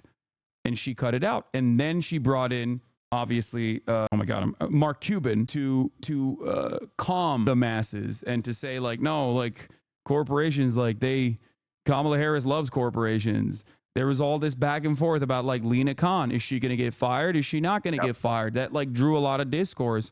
And it always felt like they were just pointing to the donors and being like, don't worry, don't worry. We will not harm you. And I think that played a role in her campaign. I think that not focusing on that sort of stuff that plays very well to the broader public was another misstep, in my opinion. Yeah, I agree. I mean, I think that when you look back, there's the macro failure of the Democratic Party's refusal to break with Biden 2 years ago. And there's the micro failure of Kamala Harris's refusal to do it in the last 3 months. And both of those matter a ton. I think the first one matters a little more, in my opinion, but the second one was the last opportunity they had to really fix and understand the desire for change, the distaste with the administration, the unpopularity, and they just refused all of the evidence on that front. And I think what you're pointing out is important, but as someone who's covered Harris for a while, this has always been the kind of contradiction from her. She has, kind of progressive roots in some senses and a real connection with, I think, a progressive academic nonprofit ecosystem, even through her sister Maya Harris. But at the same time, Tony West is a huge influence for them too, and they have a lot of ties with kind of California corporate dollars, the kind of big donor ecosystem of Democrats also. And so she's always been someone who's less than choosing one side or the other, has tried to be both at the same time. And we saw that really not work for her in the 2019 presidential race. Yeah. And I would say it kind of didn't work for them now either. And I just think that you can't backdoor your way into the presidency. And people want a sense of who you are, what you stand for. And some of that requires hard choices. And honestly, in my opinion, I think the Democrats overrate how much of that is ideological and how much of that is just about like authenticity, period. Like there's one way to view Bernie Sanders as a hard progressive, and there's other way to view him as like guy who talks about broken system and gets money out of politics, and that's not really easily on right or left, period. Yeah. And I think that they just refuse to see that there's some stuff that they could say and own that speaks to people's distaste for how government is right now that they just don't do. But I think you're pointing on the important point. Maybe the reason they don't do it is because they don't want to. They want, because the donors don't want that message, right? Like the corporate class doesn't want that message. It will require pissing them off. And if you're not willing to do that, then yeah, you're going to have to try to be everything to everyone. Yeah, absolutely. And I think it's like, ironically, the worst instincts on both ends. You're burning the candle from both ends. Like when you do the NGO style, like corporate, when you apply the corporate heuristic of like I guess I don't want to say DEI culture because I feel like that term is very loaded. Yeah. But like there is a level of inauthenticity associated with like hyper targeting marginalized groups, which Kamala Harris didn't really do, but she had done that in 2019. And I think it haunted her throughout this campaign, where it's very aesthetic, it's very optics focused, and it's not necessarily like even identifying or really looking for adequate solutions to any of the problems facing, like, you know, representation's a big example here. I think even more than DEI culture, the good faith version of that is how Democrats have talked. I think when they talk to people of color mostly in the last 4 years, they're mostly talking about including them in elite spaces. And that's that kind of, you know, the Biden administration is the most diverse ever. Harris as VP, Ketanji Brown Jackson as Supreme Court Justice. And I think that that's a fine message for some people of color, but I think to your point, it's not a material change. And so when you get results like this, where a group of people clearly want something different, and that cuts across demographic groups, I think you have to ask yourself, like, were the messages that they were giving, particularly people of color, landing? And I just think the answer is clearly not for a lot, not for as many as they needed. And so much of that, I think, is a holdover from the Obama administration, where they basically still have the idea that if we appeal on this kind of like racial essentialism lens first, then in the end, we'll win over Latinos, we'll win over Black folks, we'll win over these groups. And I just think that like more and more, they talked about race without talking about change, you know? It was just race for race sake. And I think that applies to a lot of things. Race, gender, sexuality is the thing they talked about the most. And so I said this like in another place, but they have to expand the ways they think about identity. And if it's just landing with them now that people of color who come from different places have different ideas, that Latinos that have different countries of origin come to politics in a different way, like that is an embarrassing late game realization. Yeah, absolutely.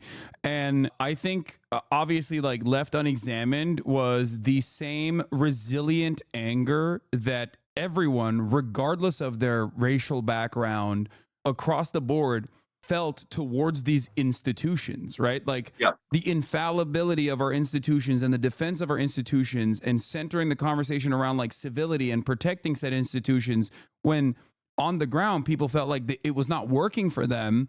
I think was such a hollowed out message that just did not resonate with many people, which I think many of which just stayed at home. Like a lot of people are talking about people flipping party loyalty, right?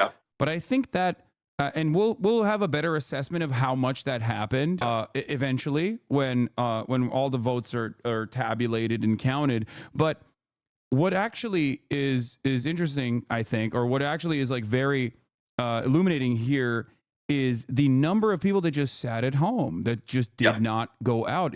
Like one thing that you and I had talked about on numerous occasions throughout this truncated campaign was that we both expressed somewhat of a fear that Kamala Harris was going to have the bottom fall out, like the normal groups that would come out and vote for the Democratic Party that are like an active part of the coalition were going to hear her consistently communicating towards this like moderate position, dare I say right-wing position, we're going to not respond to this message in a positive way and just choose to sit this one out.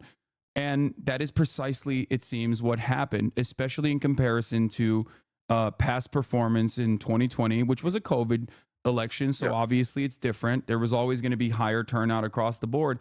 But it seems like Donald Trump did not hemorrhage as many of his base of support from that time frame as the Democratic Party did. I don't think there was anyone who came into this, like even before we know how many votes there are in total, the fact that Donald Trump won the popular vote means that they can't really tell themselves this is just one type of story. Like he increased in rural areas and the drop off in urban areas is one that is so noticeable. The collapse in places like New York City, the fact that AOC is getting more raw vote totals than Kamala Harris in her district is a searing indictment of people who see and live in democratic places. And so I think that there is, I saw some stats about how Kamala Harris did in her own home county in Alameda. Richie Torres got less votes.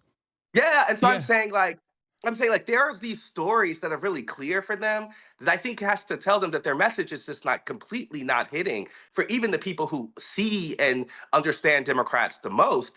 And I wouldn't really went back to the democracy argument because I think it's an important one. Like they speak from this place where they act like there's this shared assumption of America's ideals and that Donald Trump is this aberrant figure who broke them. And what I feel like I hear on the road is a lot of people who say government is not working for them. And they may not like the way that Donald Trump is actually doing something about that. But what I don't think I've ever heard is Democrats actually start from that premise and say, here are the things we're going to try to do to make government work better for you. Yeah. And so like, there's a way that's completely outside of ideology, right, left, whatever, that they could say, hey, this is about money in politics or gerrymandering or term limits or whatever you want to do, like about that kind of front, just something that actually speaks to people's concerns, that they don't think a current system is actually responsive to people, is something they never really did. What they did was the kind of Liz Cheney version of the argument, which says that the American democracy or political system was going fine until Donald Trump blew it up in January 6th. Yeah, And I just without examining why people wanted Donald Trump to blow up the system in 2016 when he won. That should have been the informing original point, right? Like Donald Trump has never been the person of stability, right? The disruption was already chosen one time, and they just had a failure of belief to think people would do it again. I was saying this on CNN, but I can't help but think about when I went to the DNC winter meeting in early 2023. This is the first gathering of party officials after the midterms. And they were putting South Carolina first in the primary order, a thing Joe Biden asked for, not even Jim Clyburn, but Joe Biden asked for that specifically because it would make his road to nomination easier. And we were asking them, why are you doing this with the evidence of Joe Biden's age being such a problem, his unpopularity, inflation? And what we got was, people would, to me, only some people would even acknowledge those signs. But of the ones who did, there was a belief that Donald Trump would be inherently unelectable because January 6th and the legal problems. And so it did. So some of them even said, it doesn't actually matter this time around because we're going to be going up against someone who the American people already see as incapable of holding the office again. But there was nothing that was actually telling them that was true except their own hunch, And so it was such a big risk on the party's part. And even in their own strategy at that point, they were basically banking on the fact that when people tuned in a couple weeks before the race was over, that they would be freaked out by the reality of Donald Trump. And at the minimum, that was a strategy that just hampered them into only one way of winning. And it just blew my mind that nobody decided to question it. Like, whether Joe Biden wants to act in his own interest or not is one thing. But these are all political actors with agency. And before the midterms happened, there was a discussion in a lot of political circles about if someone was going to run against Biden and his mass unpopularity and the fact that he was too old, right? Like, it's not like they didn't have these thoughts. It's just that they suppressed them once it didn't match up with their own political ambition. And so the only thing that I feel like I've been trying to do in the reporting side is like try to tell folks like this was not inevitable. Like this was not like some march that ended with Donald Trump. It had to end with Donald Trump. I think it was made easier I think the Democrats made that pathway a lot easier because they lived in their own reality and just frankly, just assumed it was true by just agreeing with them amongst themselves. Yeah, I noticed this when I had for the first time in my career, like direct insider access to the DNC when I went to the DNC, and I recognized that it was actually quite alarming to me, where it felt like, one, their attitude did not match with the reality that I had seen.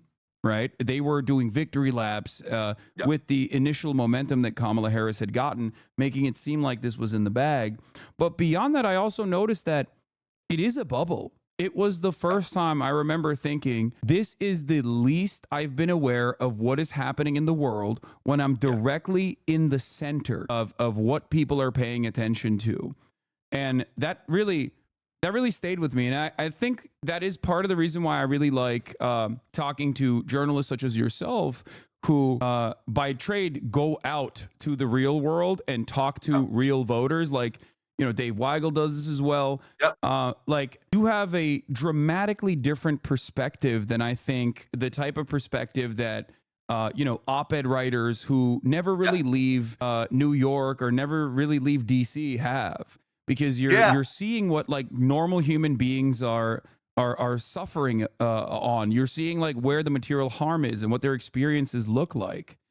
Yeah, And I had this like formative moment after the 2022 midterms where I remember being at Christmas with a friend's family, and this was like, you know, this like a working class family who were like all Black and Latino, and they were asking me like, okay, they, you know, doing the like, ask their friend who's a reporter like, so what's going to happen in the presidential election? And I was like, oh, it's probably going to be Biden and Trump. And you know, I just said it kind of flippantly because in our political ecosystem, everybody knew that, right? And so I was like, it's probably going to be a Biden Trump rematch.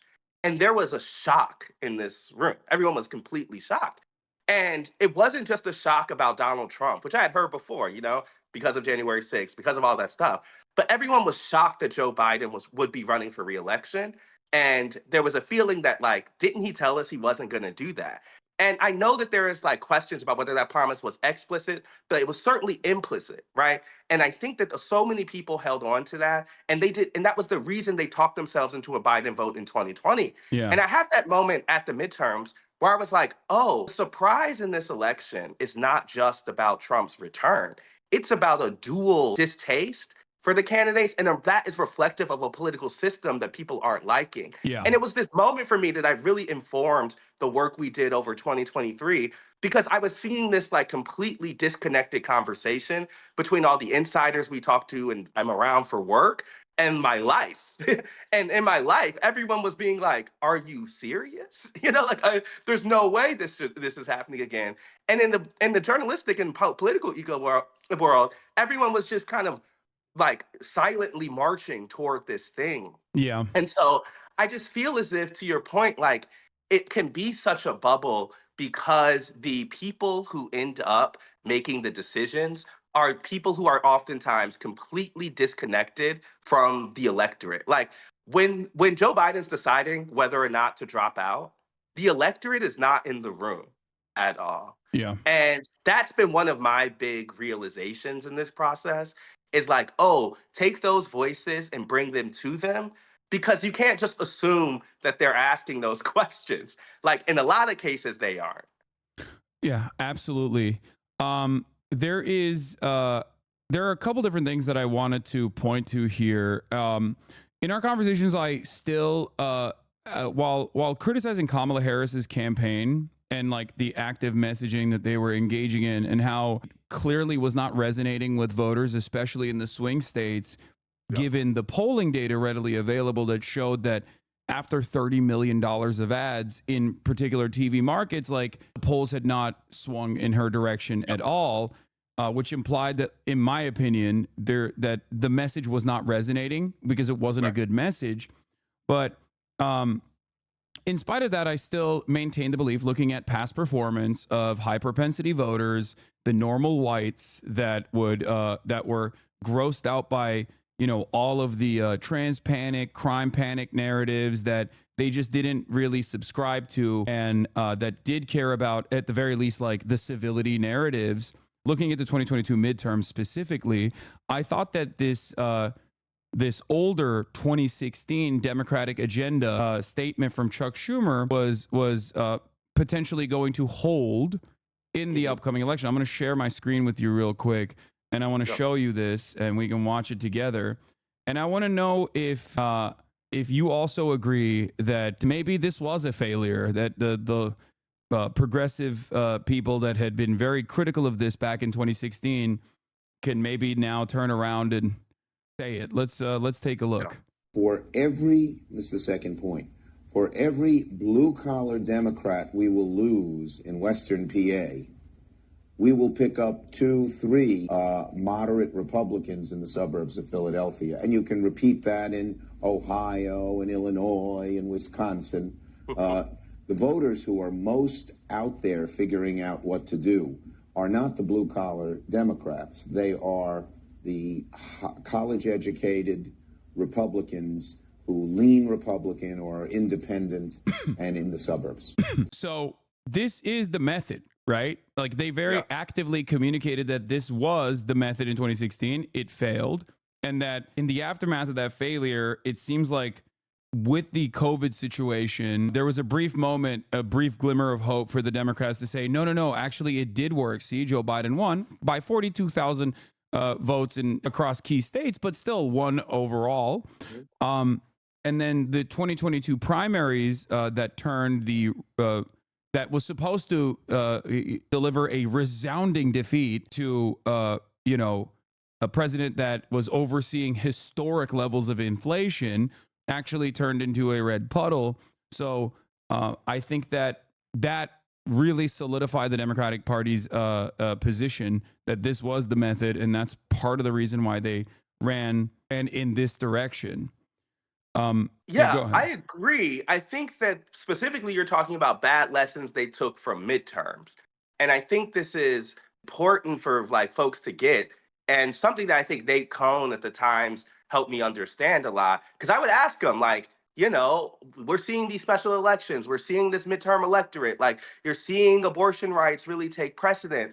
And he laid out for us on the run up, like the composite of people who vote for presidential elections is completely different, and how they're thinking is pretty much fully dictated by who's at the top of the ticket.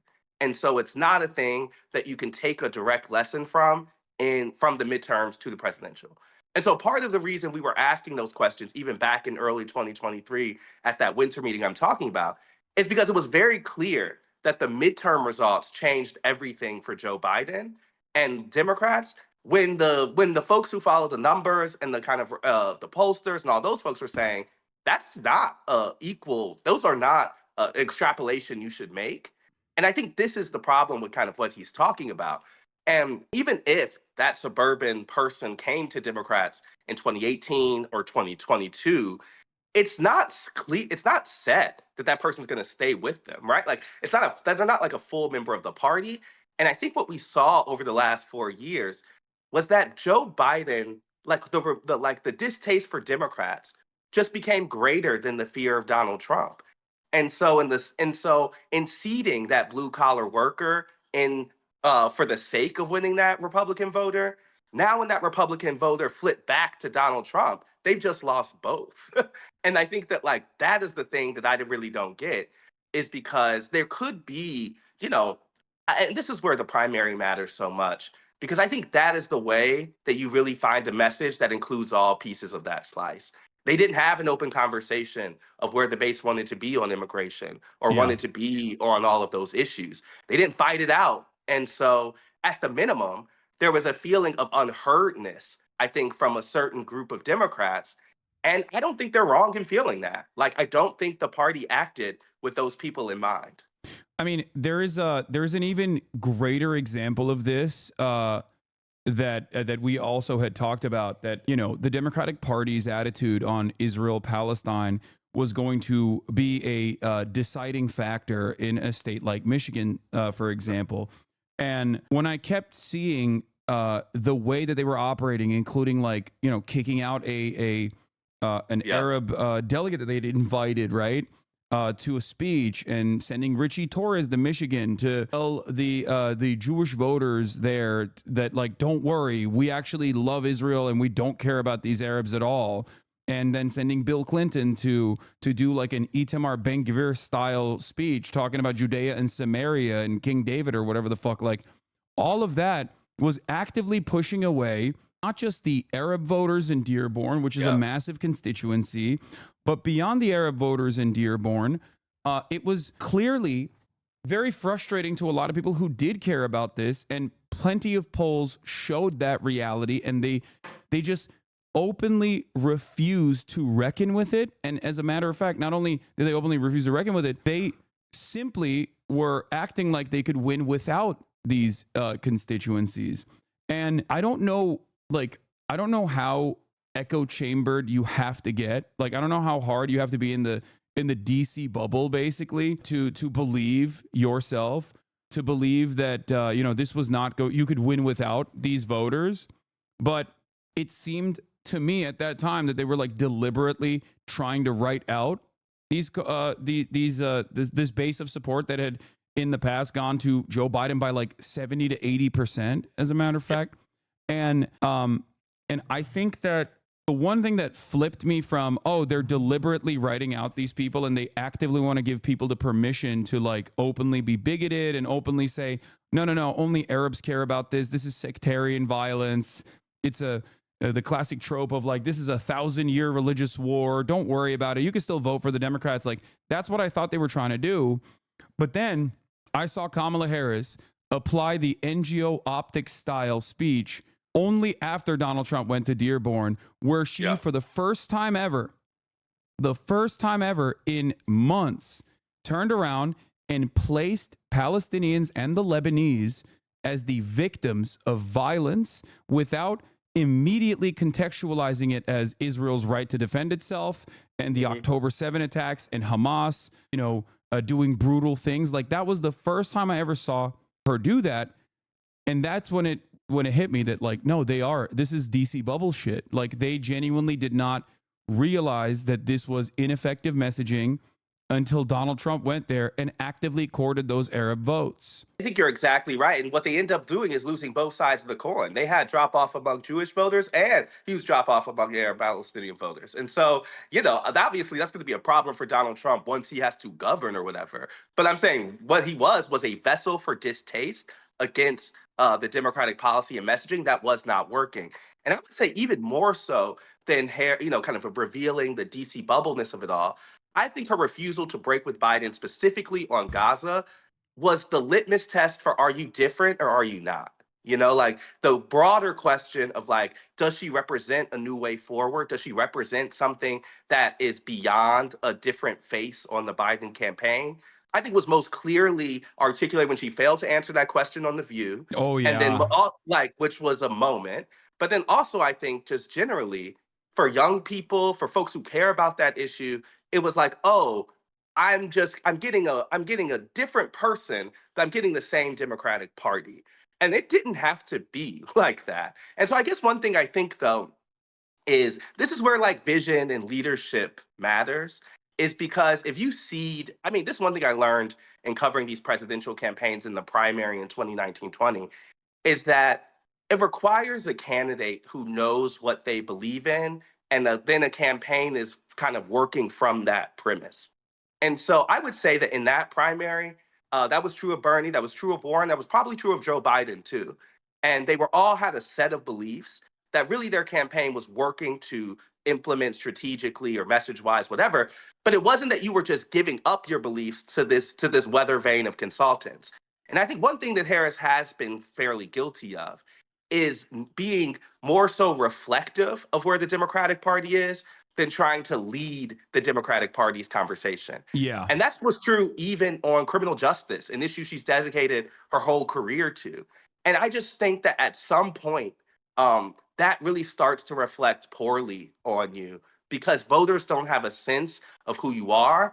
And I think even in interviews and things like that, you're looking for the right answer rather than just saying what you believe in, right? And so I think some of this, when you talk about the kind of consultant class and others, sometimes I'm just baffled that they just aren't working from a premise of what do you actually care about? Like it would seem to me that's the easier way to run is to actually set off like a set of beliefs and work from that premise. But for her specifically, that's not what they did. I would say one more thing too. Like if like Joe Biden's refusal to acknowledge his age as an issue starts with his selection of Kamala Harris. Because they knew at that time that a lot of Democrats did not think she was a leader, she was the person to lead the party in the future. And so when I was doing a profile of Kamala Harris last year, one of the big questions I had was, did they pick her with the future in mind? And the answer was kind of no. No. And that was from Biden's own people. And so all I'm saying is like, that's how far they were from reality, even at that time, is because they were operating from a kind of two-term assumption, even back then. No, it was and very so selfish. I'm saying, so like, fine, like, let's say you didn't think Kamala Harris, like, in that selection process, they should have known they were choosing the person who was likely to be the next Democratic standard bearer. And so if you think that's Gretchen Whitmer, choose Gretchen Whitmer. If you think that's whatever, choose that person. But they didn't do that. They were only basically thinking about how to win the current election. And then I think it plays out between a weird dynamic with the VP because I don't even think she was set up for success, honestly. Oh, yeah. No, definitely. This is something I noticed early on when they made her the border czar, right? That's not something you do if you think the person's going to be running for president. That's cleanup duty. You put her there specifically because you wanted her to do side quests that were unimaginably bad, and you had no care or consideration in propping her up as the next leader of the Democratic Party. They did that deliberately, and I think that was because Biden is a truly spiteful and somewhat selfish person who wanted to become president since 1988 and never gave up on that, and was probably very upset with Barack Obama, who told him not to run in 2016, where he was correct in thinking that he would have won against Donald Trump, because I think Joe Biden would have defeated Donald Trump in 2016, and he never forgave anybody for that. So he basically cast aside like a lot of the pillars of the Democratic Party, for better or for worse.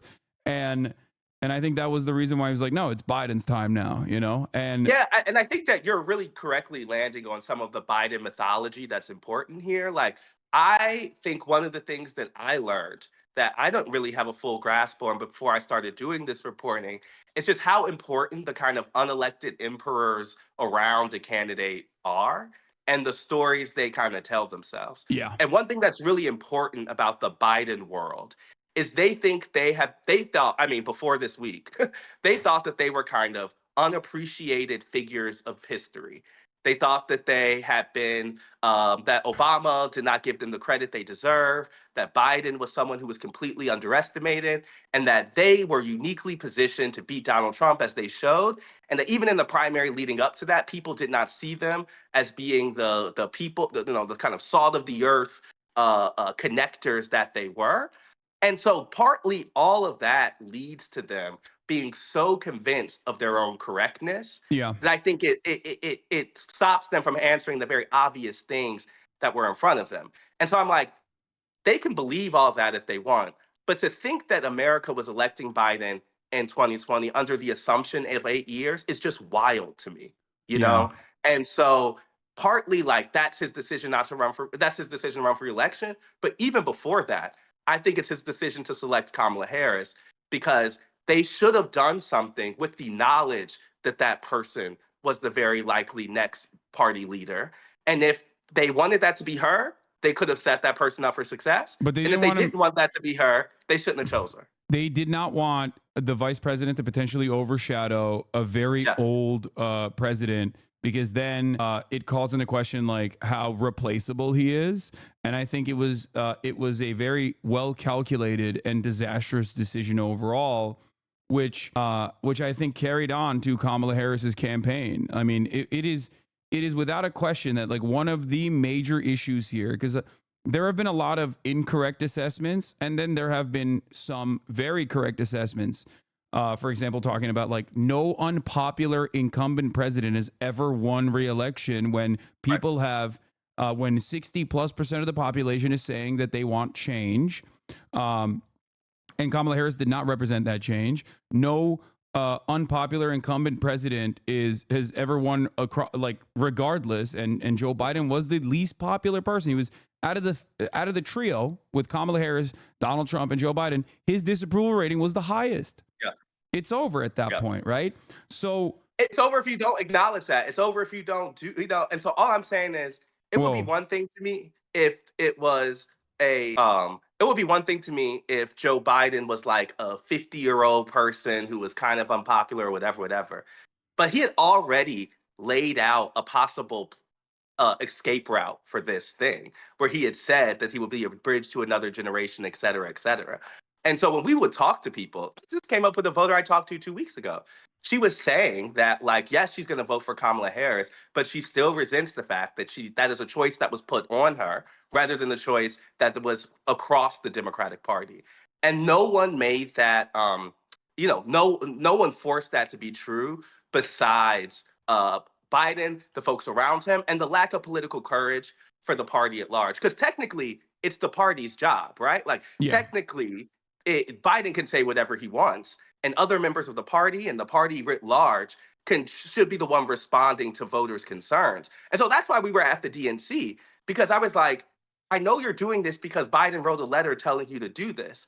And have you considered that no, people don't want this? And it was just so unfathomable to me. That it was not really unfathomable because we know that that's kind of politics. But all I'm saying is they were comfortable even admitting that that was a decision that was made without the public in mind. Yeah. Which is interesting because like now Nancy Pelosi is coming out and openly admitting it. Like if Biden had dropped out sooner, things would be different. We could have had an open primary. And it's like, well, instead of an open primary, what about just a primary, right? Yeah. Like how about just a normal primary that wasn't completely shut off because Jamie Harrison and everyone else, which were Biden loyalists for some reason, refused to even acknowledge that like anyone else was going to be the candidate for the reasons that you pointed to. I want to take a step back from the campaign and actually talk about the administration, because obviously this past year of the Biden administration has been mired with, I guess I'm going to use a loose term here, controversy, right? And a lot of discontent. Having said that, however, I think that the Biden administration, I'm doing my best Ezra Klein right now. I'm trying to be like him. Having said that, however, I think the Biden administration did a bunch of remarkable things that I, as a leftist who always feels a level of discontent with the party, was shocked by. Biden's NLRB did a fantastic job. Biden's IRS went after tax dodgers and actually recovered millions of dollars of taxable revenue from tax dodgers. And Biden's FTC, obviously with Lena Khan, had done a fantastic job as well, going after trust busters, including but not limited to Amazon. Yep. And one thing that I negotiated withdrawal that Trump punished him for quite effectively. Actually, not even quite effectively. I don't think the Trump's Afghanistan withdrawal point was that as prescient as people would suggest it in the media. But the thing that I was always frustrated by, if we go back in time to October 2023, before October 7 and before October 5th, where Biden actually unveiled his right-wing border bill, leading up to that moment, this administration was slated to be the most anti-corporate populist and most progressive from an economic standard administration that I had ever seen in my lifetime. And that includes the Obama administration as well. Biden walked a picket line. That was historic, right? And the UAW stood by him for that reason. Now, these are very important things that Biden did. Why did they not talk about it? I never understood. I mean, I know as someone who covers politics and has been doing this for 10 years, like Democrats do not campaign year round. Republicans do, and they have this this incredible connection with their media ecosystem, all the way down to independent content creators and Fox News. Certainly, they're always connecting with their base, and they're always re-upping their narratives. The Republicans do. Democrats, on the other hand, never chose to actively campaign year round and communicate to the public all of the things that they were doing. One example of this that really frustrated me was the overdose deaths from opiates. The Biden administration is the first administration in the past couple of decades where the number of overdoses from opiates actually declined.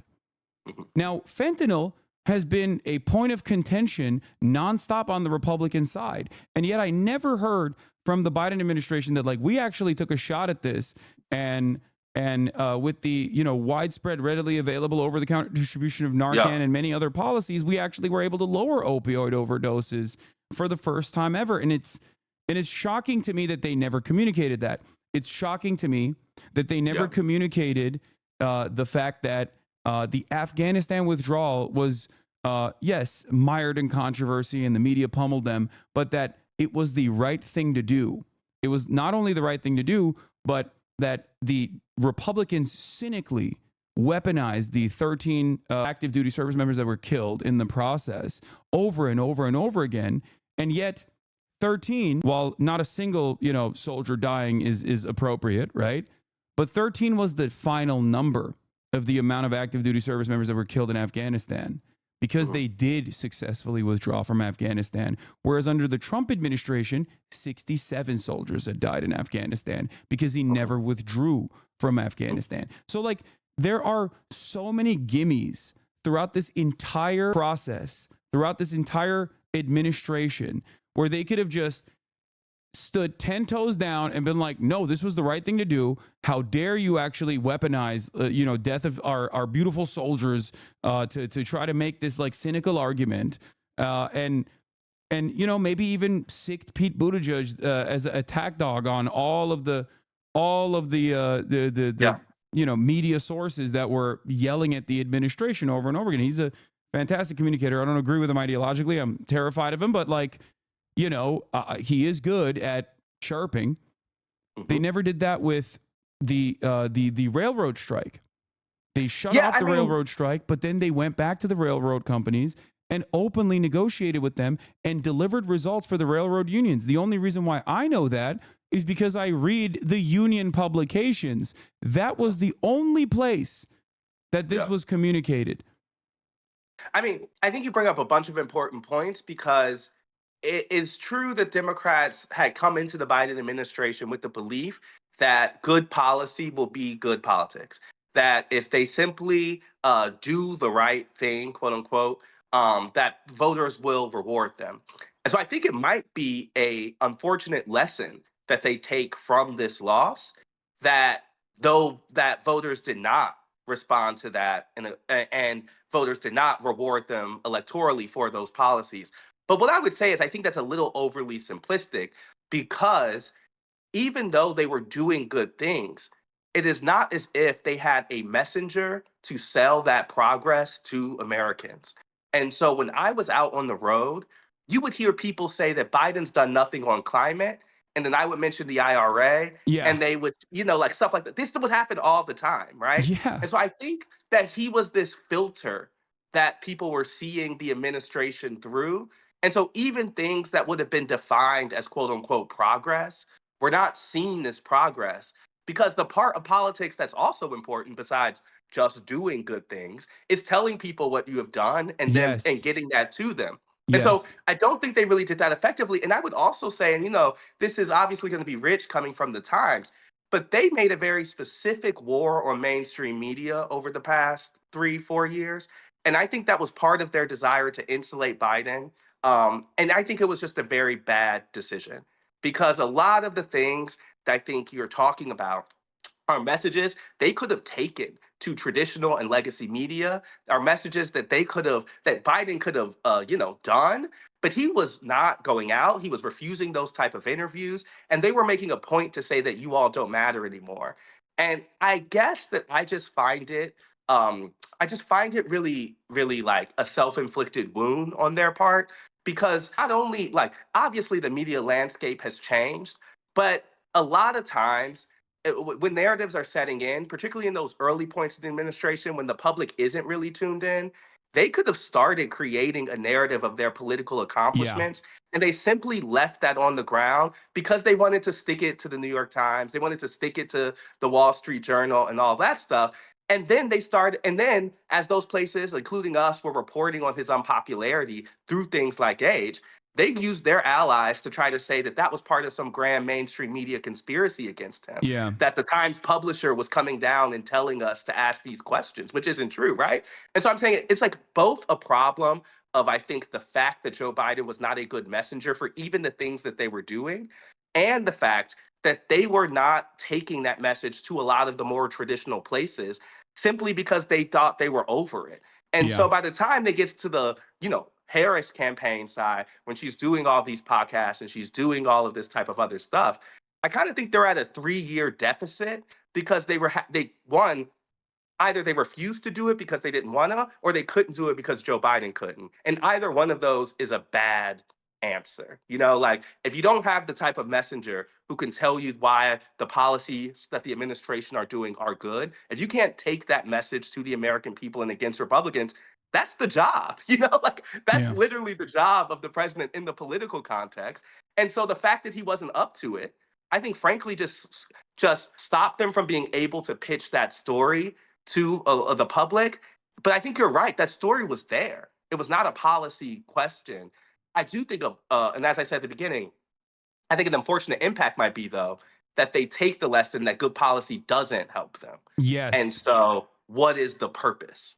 Yeah, that is that's precisely the reason why I wanted to talk about this issue, because I am very fearful that Democrats are either deliberately, cynically, or unwillingly going to learn the wrong lesson. They're going to look at this and be like, what are you talking about? Biden was incredibly progressive, and look how the voters rewarded him. Right. Voters Right, obviously exactly. don't care about progressive, a progressive legislative agenda. And there was certainly, I'm not even saying like the Biden administration did everything perfect, right? Like, it's shocking that it was someone like myself who was quite adversarial with the Democratic administration, who still is honest enough to like openly examine the things that they've done and compare it to prior administrations. Like, I'm one of the only major outlets, I guess, as an independent content creator that regularly spoke about not only Lena Khan, it's like me and the Majority Report. Like, we were some of the only places where you could hear some of the accomplishments of Joe Biden. And I,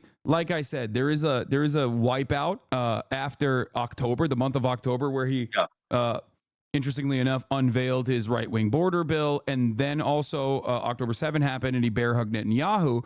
But like, it was always shocking that they just did not, I guess they were just like truly terrified of the right-wing animus that they would cultivate, or the donor pressure that they would get if they just came out openly as like an anti-corporate populist administration. And I remember asking some Democrats again at the beginning of 2023, like, what changes then? All right, if he's unpopular right now, what's going to give? And they said, the policy accomplishments will set in, and that will kind of change the narrative about this administration, and people will become more happy with Biden. And that gave us like, okay, so when does that need to happen before the alarm bells kind of kick off? And though I used to ask that question to a bunch of people, and we blew past all of those deadlines. Folks would say the summer. They would say the end of the year. They would say the beginning of 2024. All of this. And it didn't change. None of it was changing. And even though the actions did not change, they did not take that as a sign that the unpopularity was deep rooted, nor did they do anything particularly different. But I really think that it's a huge messenger issue. Like, the Biden we saw at that debate stage is not a messenger who could have told the country why Lena Khan should be defended. Right? And so, no, he wasn't the guy for sure. He's too old. He wasn't the guy. And so partly it's like even the strategy is working around the fundamental problem, which is that he wasn't the guy. And so I think one of the things that might come from this, though, is if I put on my Democratic consultant brain, I bet you a lot of them are going to say, what's the purpose of pissing off our donors for Lena Khan if we aren't rewarded for it? Yeah. And I just think that that is a very convenient explanation for a certain group of folks, but it would not surprise me if that's where they land. Yeah, no, that is exactly what I think is happening and exactly what I think is going to happen. I think that there are a lot of careerist people with like inherently and genuinely right-wing attitudes about the way that the economy is supposed to work, and this is their authentic belief, right? They're not just like saying they're pro neoliberalism. They are pro neoliberalism, and then outside of that. This is, I think, the reason why they want to maintain their careers within the Democratic Party's infrastructure as like consultants. So they're rushing to television. They're rushing to every TV network they can to talk about how, Kamala Harris wasn't sufficiently pro-Israel enough, or which is an insane thing to say. Like, I liken that directly to QAnon. And I was shocked that like David Axelrod and Van Jones were openly saying that. In direct response to like what the exact opposite was happening in reality in places like Michigan specifically, or they were too woke, that Kamala Harris was far too woke, or that even the anti-trans ads, right, that the Republican Party routinely pumped into every TV market, that by my estimation, in a country where 64% of the population, regardless of whatever kind of like underlying implicit transphobic opinions that they might have, still believe that trans people are being disproportionately discriminated against. Yeah. That kind of messaging might be effective for like, Matt Walsh's fan base, but that is extremely online. It is extremely online, and it's not the type of message that like causes people to go out and vote. And it's not like Kamala Harris was like defending trans people outwardly anyway throughout the entire campaign. And yet they're now talking about how wonderful that ad was, how successful that ad was, both on the Republican side as they're running victory laps, and even on the Democratic side, where I talked to a bunch of consultants off camera, off the record, where they also genuinely thought that was a good ad. Like, they were shocked when I tried to describe to them, like, no, this kind of stuff didn't work in 2022, and this kind of stuff just does not work. It might prime up like a certain minor, tiny percentage of the base that already has this like incredible amounts of outward transphobia, but for most people, they just kind of find it to be weird. Yeah. Right? They find it odd. Also and I think that like the Republican attacks work better when you aren't laying out a competing vision, right? Like, and so I remember in the profile that I had about Harris last year, one of the lines was that that she had been a vessel or a vacuum of negative space, and that for supporters and detractors to fill as they choose, because she's refusing to do so herself. And so I'm saying part of the reason that they were susceptible to some of those Republican attacks was because they're not defining themselves in a clear way. And so I also think like it's weird to me that they think that it is an easier solution to throw trans kids under the bus and to say that money in politics they should get rid of money in politics, right? Like there are so many things that actually clearly cut across groups, that clearly motivate people, that make it clear that you understand that politics doesn't work for folks in the way that they want. And it's just not that they're doing it. I'm noticing how dark I am. I'm gonna turn on the light. Yeah, I don't know what happened. Your apartment is crazy nice, by the way. I'm not like pocket watching or anything, but it's like very, very tasteful. I got like a crazy pandemic deal, and I made apartment therapy, and those are my two big successes in life. And so yeah, it's incredibly tastefully decorated. You have like the perfect amount of plants and everything. I appreciate this. Thank you. Yeah. Yeah, no, you always got you got great style too. So, that's another, I'm giving you your well-deserved props on that. Thank you.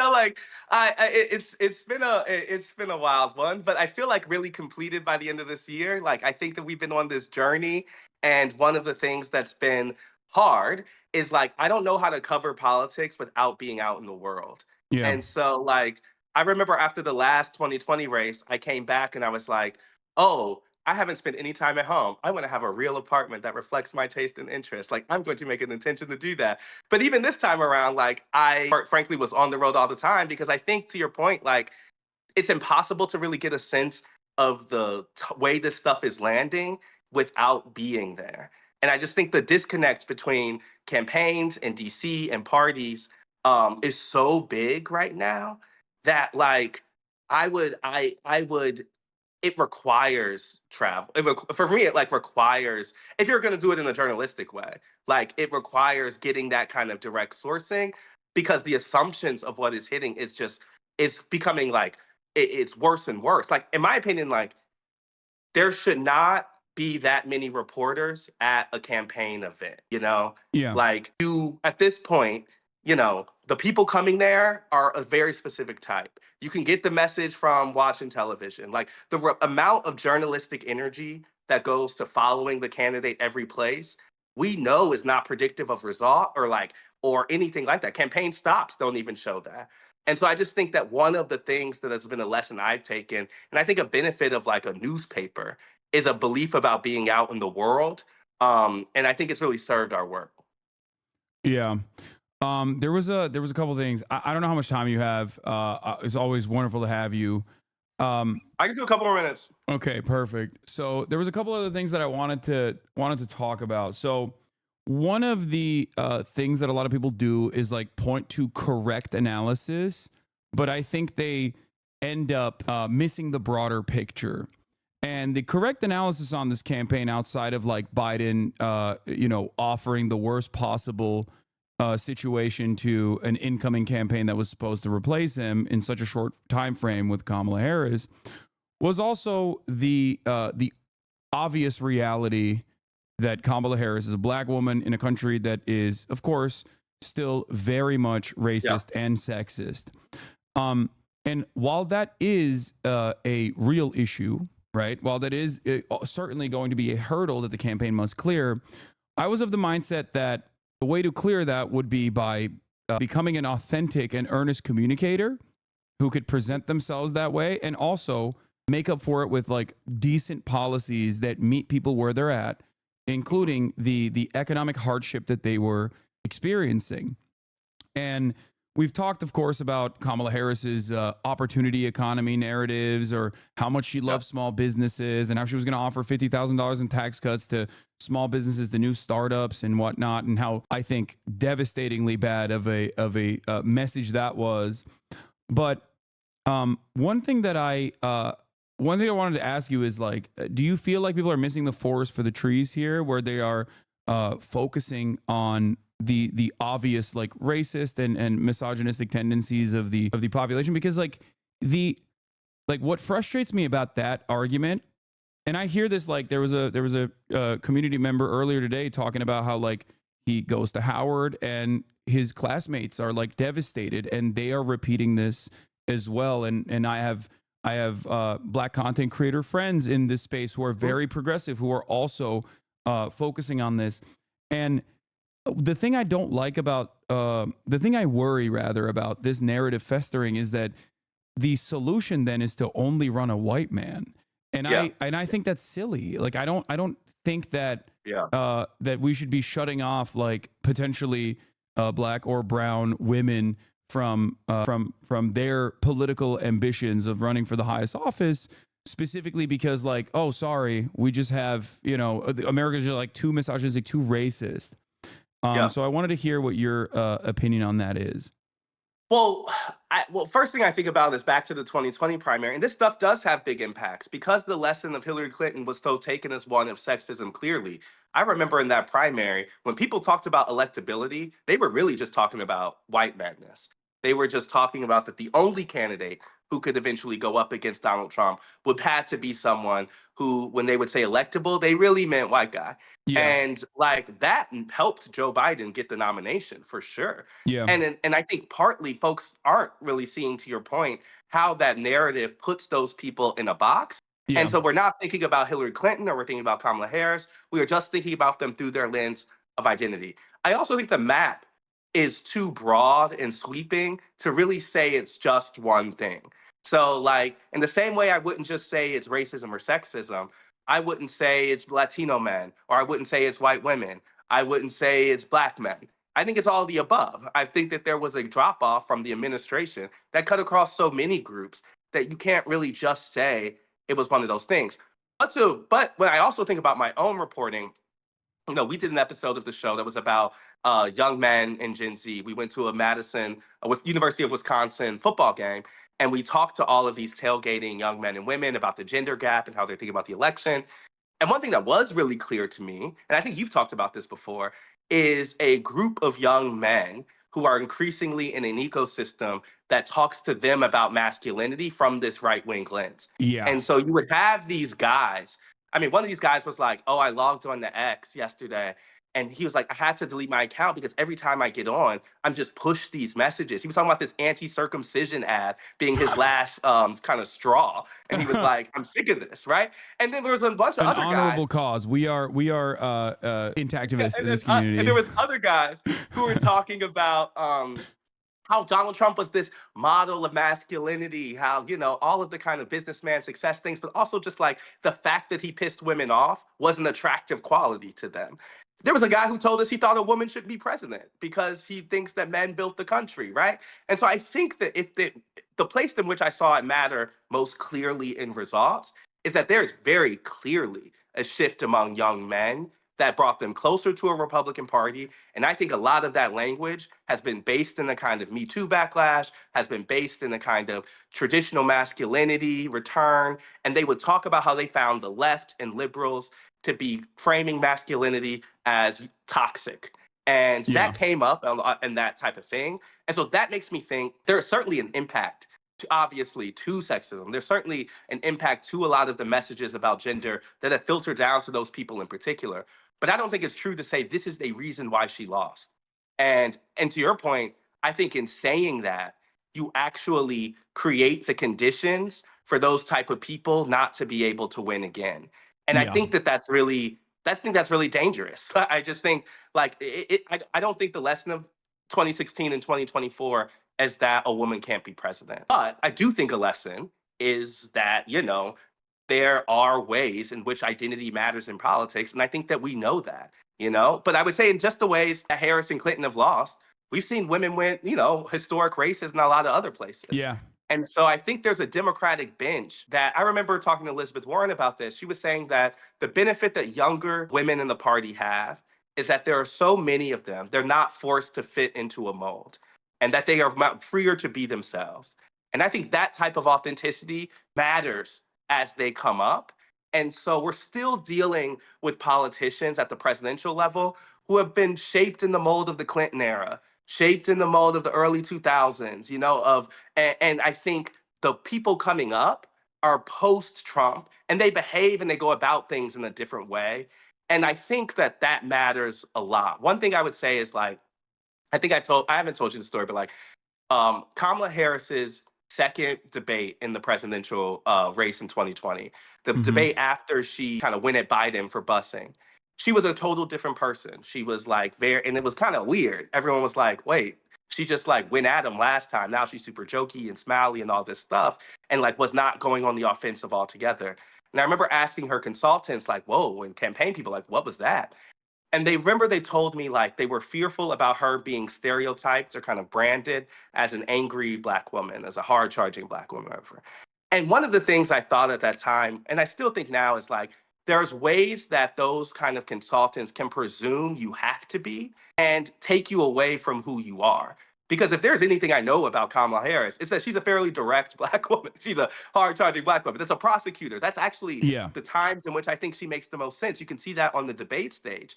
And so there's a prism sometimes of who you need to be to work. I think the party needs to blow up and lean more into letting people be their authentic selves, particularly in the Trump era, than be who the focus groups, the consultants tell you need to be. And I think that matters most. That falls the hardest on women and people of color.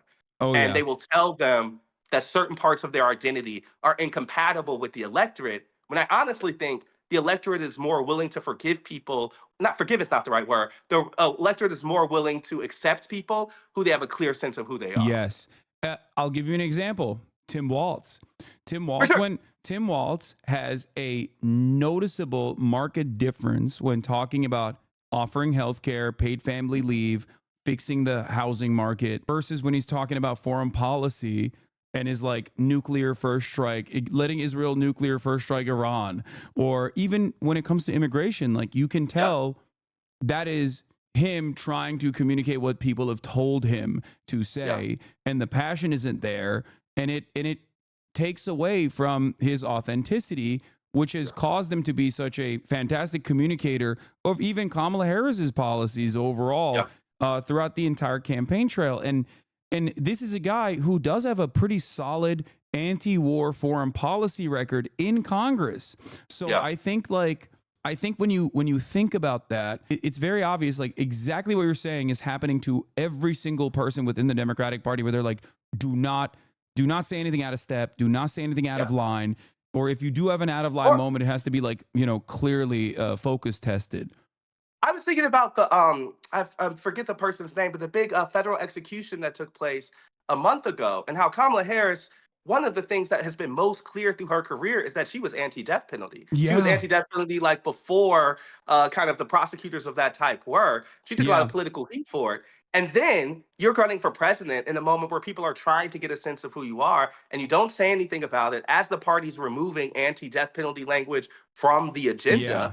And I think that's one of the things where you can say, okay, like they're trying to project themselves as tough on crime or whatever, and they may think that being against the death penalty is like insufficiently tough. But one thing it is Kamala Harris's history, right? And so sometimes I'm like, I don't really understand the choices here, because it doesn't seem to me like the political benefit from backing off and kind of seeming like you're flip-flopping or being inauthentic is worth it. And what you could do is tell a consistent story about yourself and ask people to accept that. And I just think that there is some level of honesty they need to deal with, that the kind of like Frankensteining of a perfect candidate isn't actually working, right? Like Barack Obama wasn't just a consultant collector. He was an early opposition to the Iraq War, right? Like he had an authentic position that people came to him with that gave him validation as an outsider or someone who wasn't thinking about the establishment. And so I'm saying, like, whether you morph into that in office, as a lot of folks do, is another thing. But one thing I don't get is like they will have people like Tim Walz arrive to the point by being who they are, and then once they're in the position, try to change who they are. And I don't really think that works. It certainly doesn't. And I think that you can see that with the individual approval ratings of candidates or people who have campaigned in the past or people who have won their races. Like there's a reason I think that Bernie Sanders, regardless of whether or not you agree with his worldview, is a profoundly popular congressperson in a sea of very unpopular congresspeople. And that is because he is authentically himself. And he has always communicated his desires openly and has demonstrated messaging discipline on it. And I think that plays a massive role, like regardless of policy, right? Yes. Like but can I say something about Bernie huge. though? His numbers in his reelection were pretty bad. Yeah, no, and he got worse.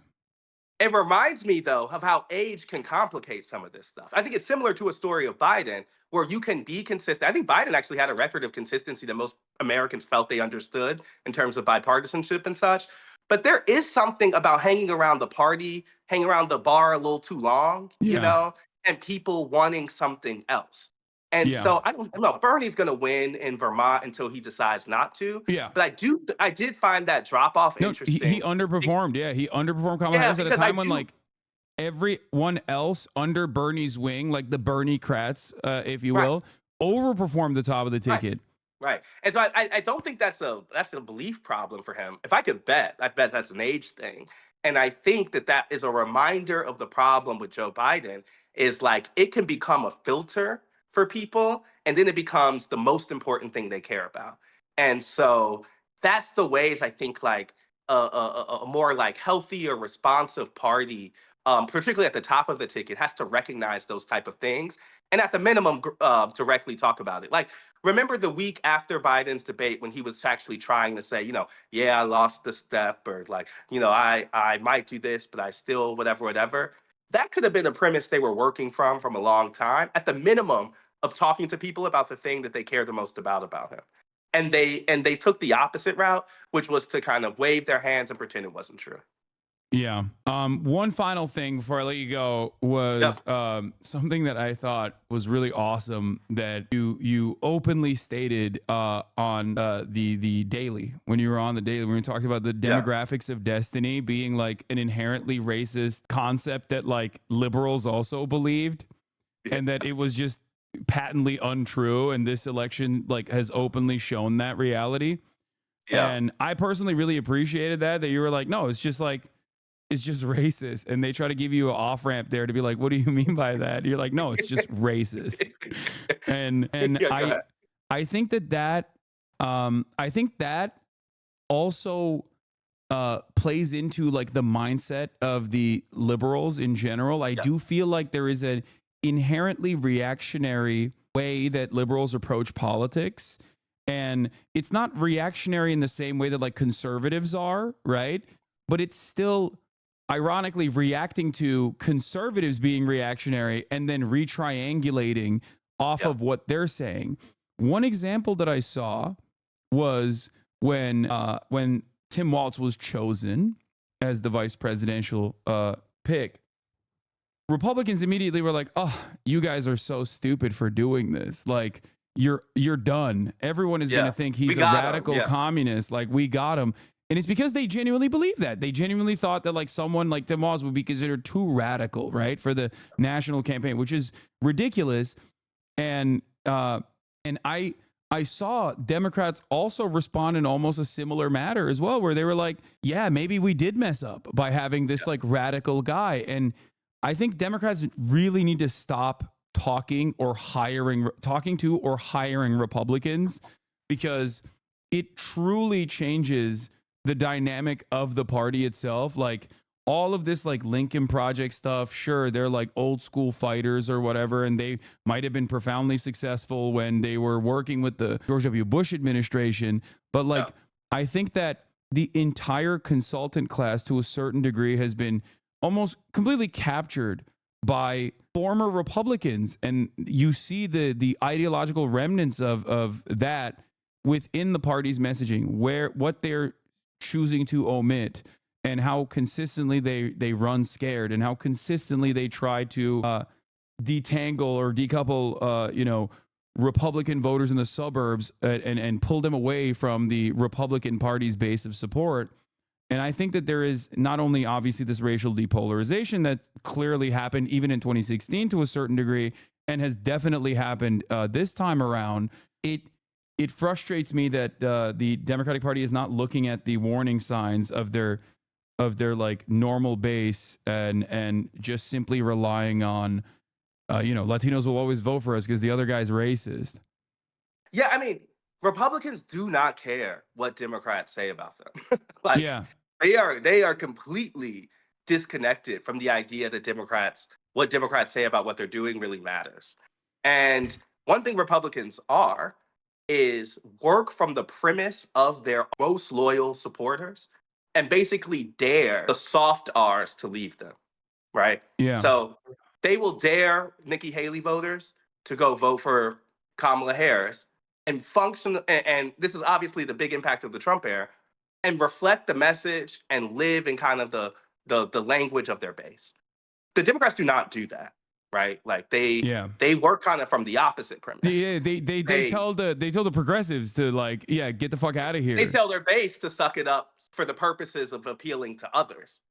And it is not, and it's a choice that I don't like. It's a choice that they have decided to make, but Republicans do the exact opposite. And I think it's also so interesting. And I think there's one caveat I would say in Democrats' favor, which is like their base is more diverse. And so it is a harder task for them to find a unifying issue or find a consistent message across those things. And the Republican task is a little easier because they're more homogeneous. So like, I think that's important to say.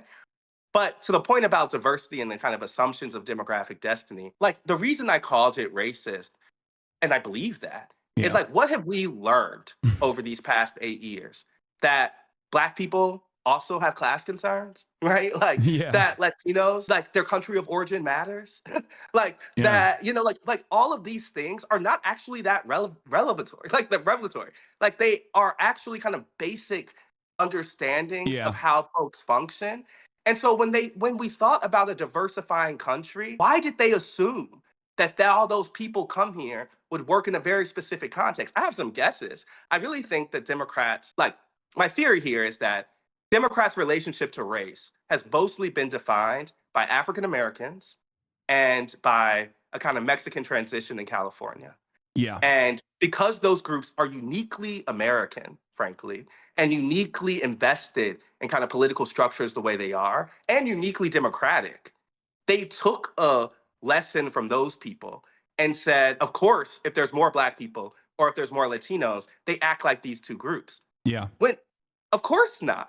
We're in El Paso talking to a bunch of Mexican folks there. They're like, why do they keep referencing Miami Cubans? Like, why do they think I care about these other groups? Like, I do not Yeah. see myself in a kind of collective group Yeah. across a diaspora. And so I'm saying the assumption that has undergirded a lot of their beliefs is simply I think, an impact of treating people like poll respondents and not like full people. Because the difference is the poll will tell you that there's a unified belief among Latinos, right? Like the poll will tell you this or that. But if you actually go talk to those folks, you know that there's a different belief set among those groups.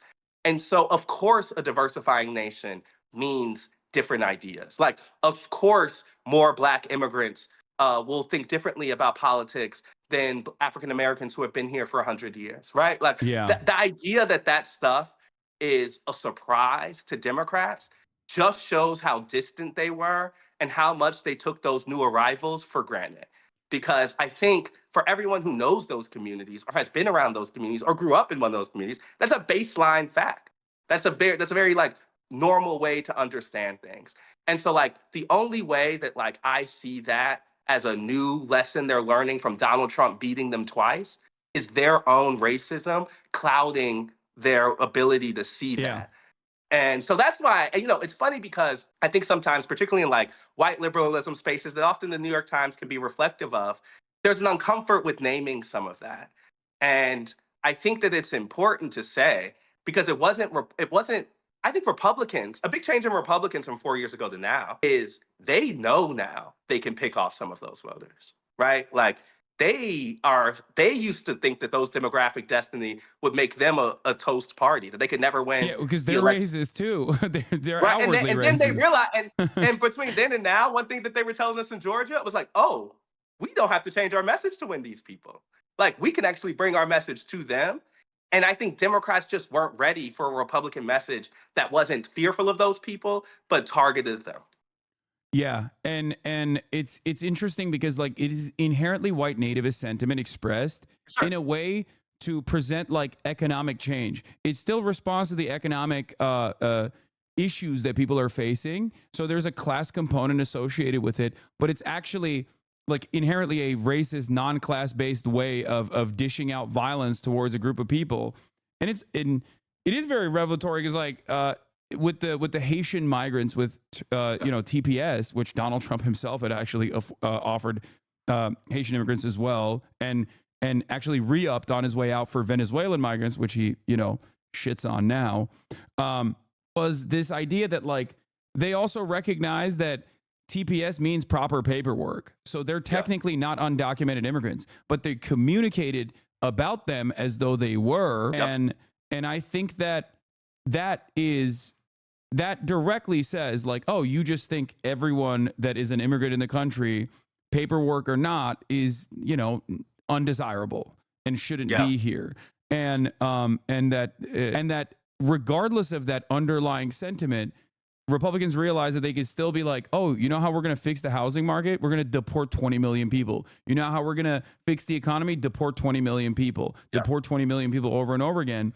And if the alternative on the other side is to just simply not say that the economy is shit and we have to fix it with like direct action, whether it be an expansion of the welfare state, like the existing welfare state, or tackling price gouging, which was, again, I keep repeating this because that was such a banger of a policy that they just kind of abandoned with the first sign of pushback. that Republicans succeeded in saying we're going to shake up the system with an inherently racist message that was still broadcasted as like an economic solution. And they had no way of combating that. And they thought that it would carry them across the Democrats thought that it would carry them across the finish line to just be like, it stands on its own. It's just racist, right? Like, think about how racist this is. While they also were simultaneously pushing for a watered down version of that exact same principle with their right-wing border bill, which stemmed from the same white nativist attitude towards migration patterns and towards immigrants, born out of right-wing hysteria and panic, and not actual data that shows that undocumented migrants are actually contributors to the economy, and that they are not responsible for a significant share of the crime that Americans are experiencing.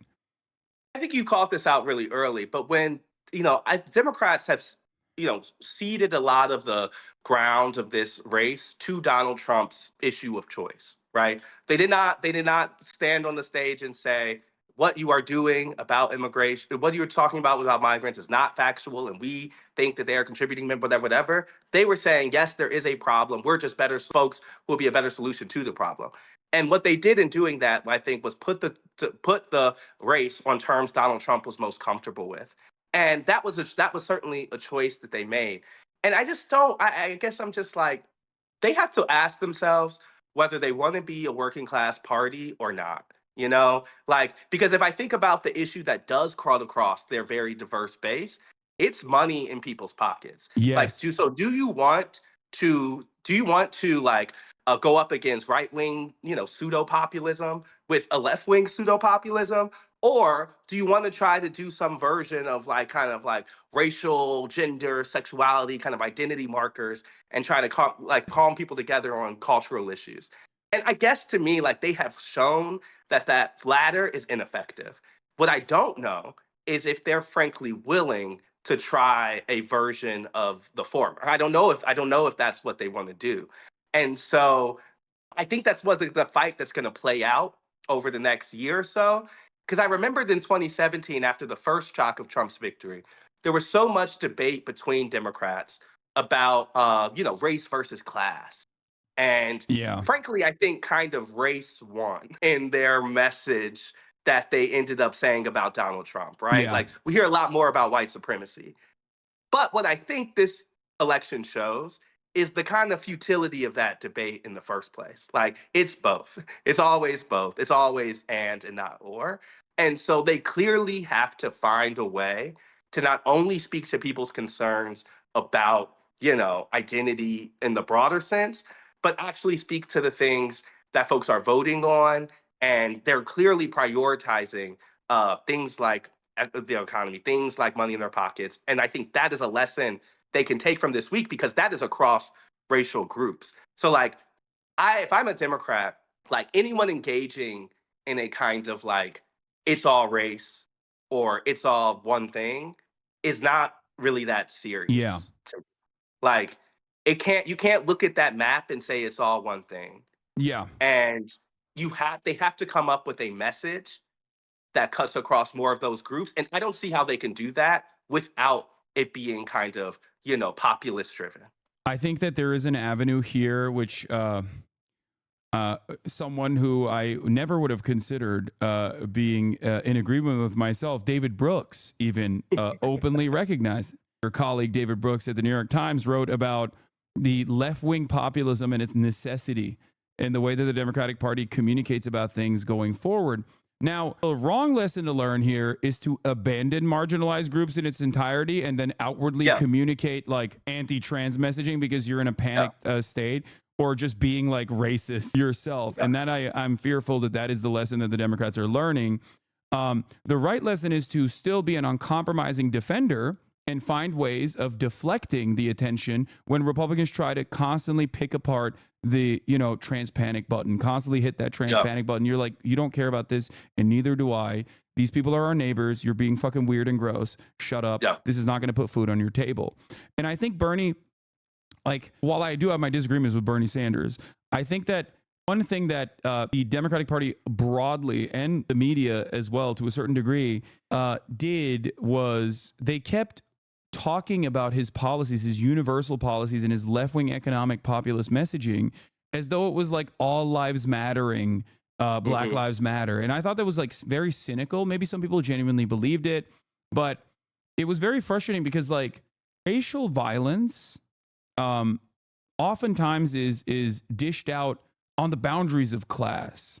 Like it's still class violence at the end of the day. I'm not saying that you should abandon Black people. Of course not, right? But I think that at the end of the day, Black people, trans people, Latino people, they're not magical, mystical beings that somehow transcend above the economy and that live in a bubble, right? They still have the same, they still face the same economic pressures. And especially when you talk about like a war against poverty style message, a economic populist message, and you are able to successfully show that you are earnest in this message and that you want to genuinely solve the material harms that they're experiencing, you do actually provide a solution for many of the problems that that underserved communities go through. And that I think is a message that also will not leave a bad taste in like a lot of people who are maybe, let's say, I want to say like racially incurious, but a lot of people who would normally like when they hear something that is like specifically targeted towards Black people would immediately be like, oh, they don't care about me. They only care about Black people, which is inherently like it's implicit white supremacist ways of thinking.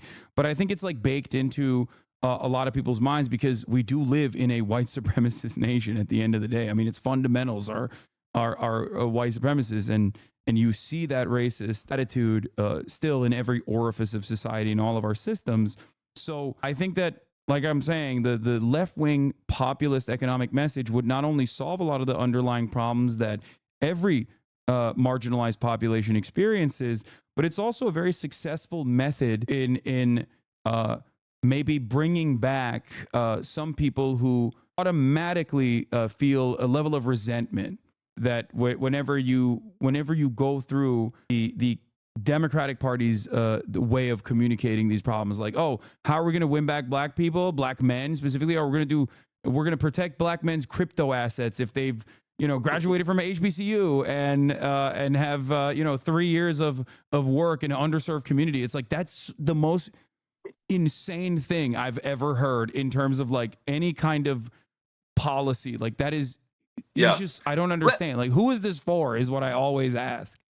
But the thing I would say, and this may be the last thing I say, is like, I think that you come up with those type of galaxy brain solutions when you are avoiding the direct answer, right? If you don't want to talk about poverty, if you don't want to talk about reshaping the way government works, if you don't want to talk about getting rid of money in politics, like the things that I think are like direct answers that you can take to anybody, then you end up coming with these solutions that feel contorted because they are, Yeah.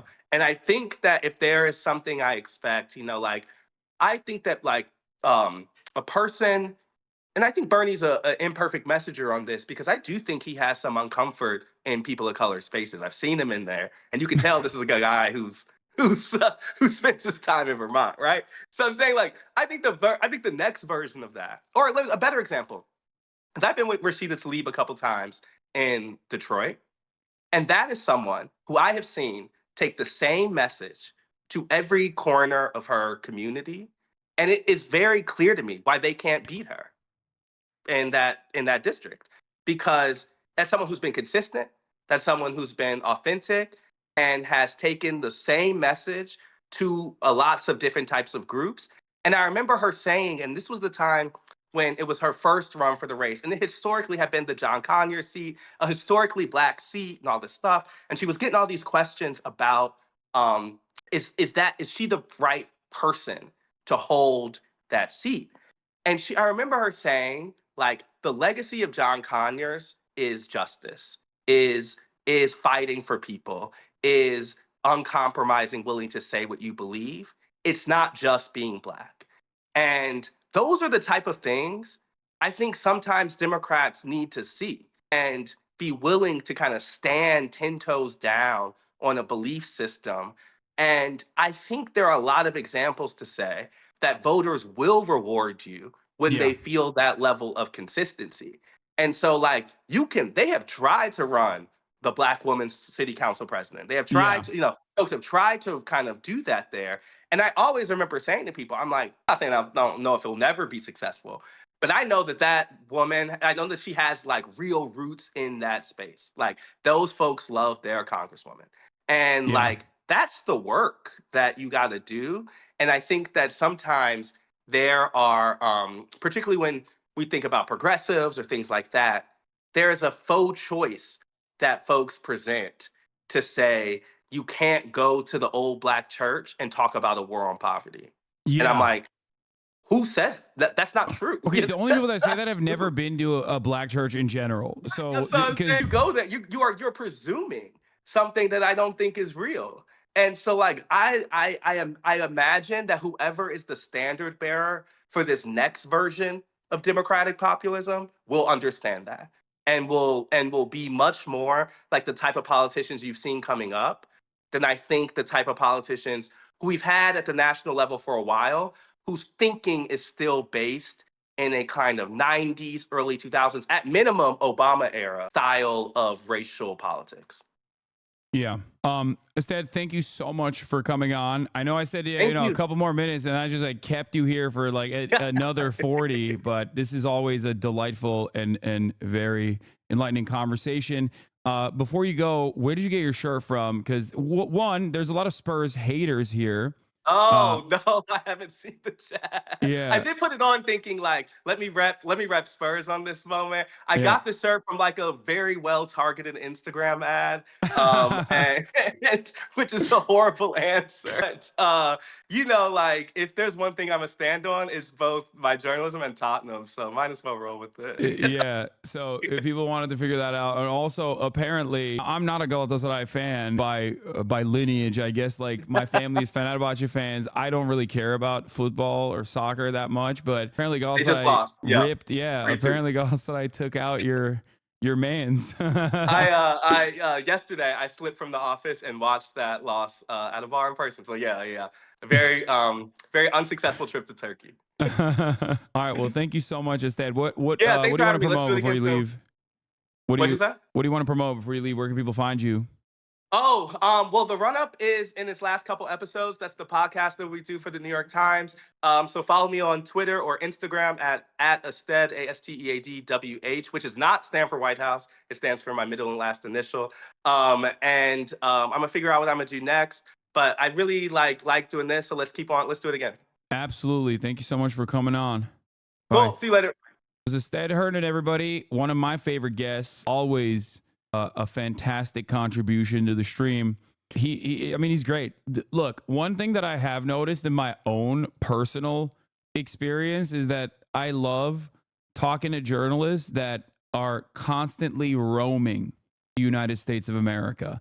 I often talk to journalists who don't do that as well, but their analysis is always very different than what you hear from the people that are just like sitting in their DC apartments, right?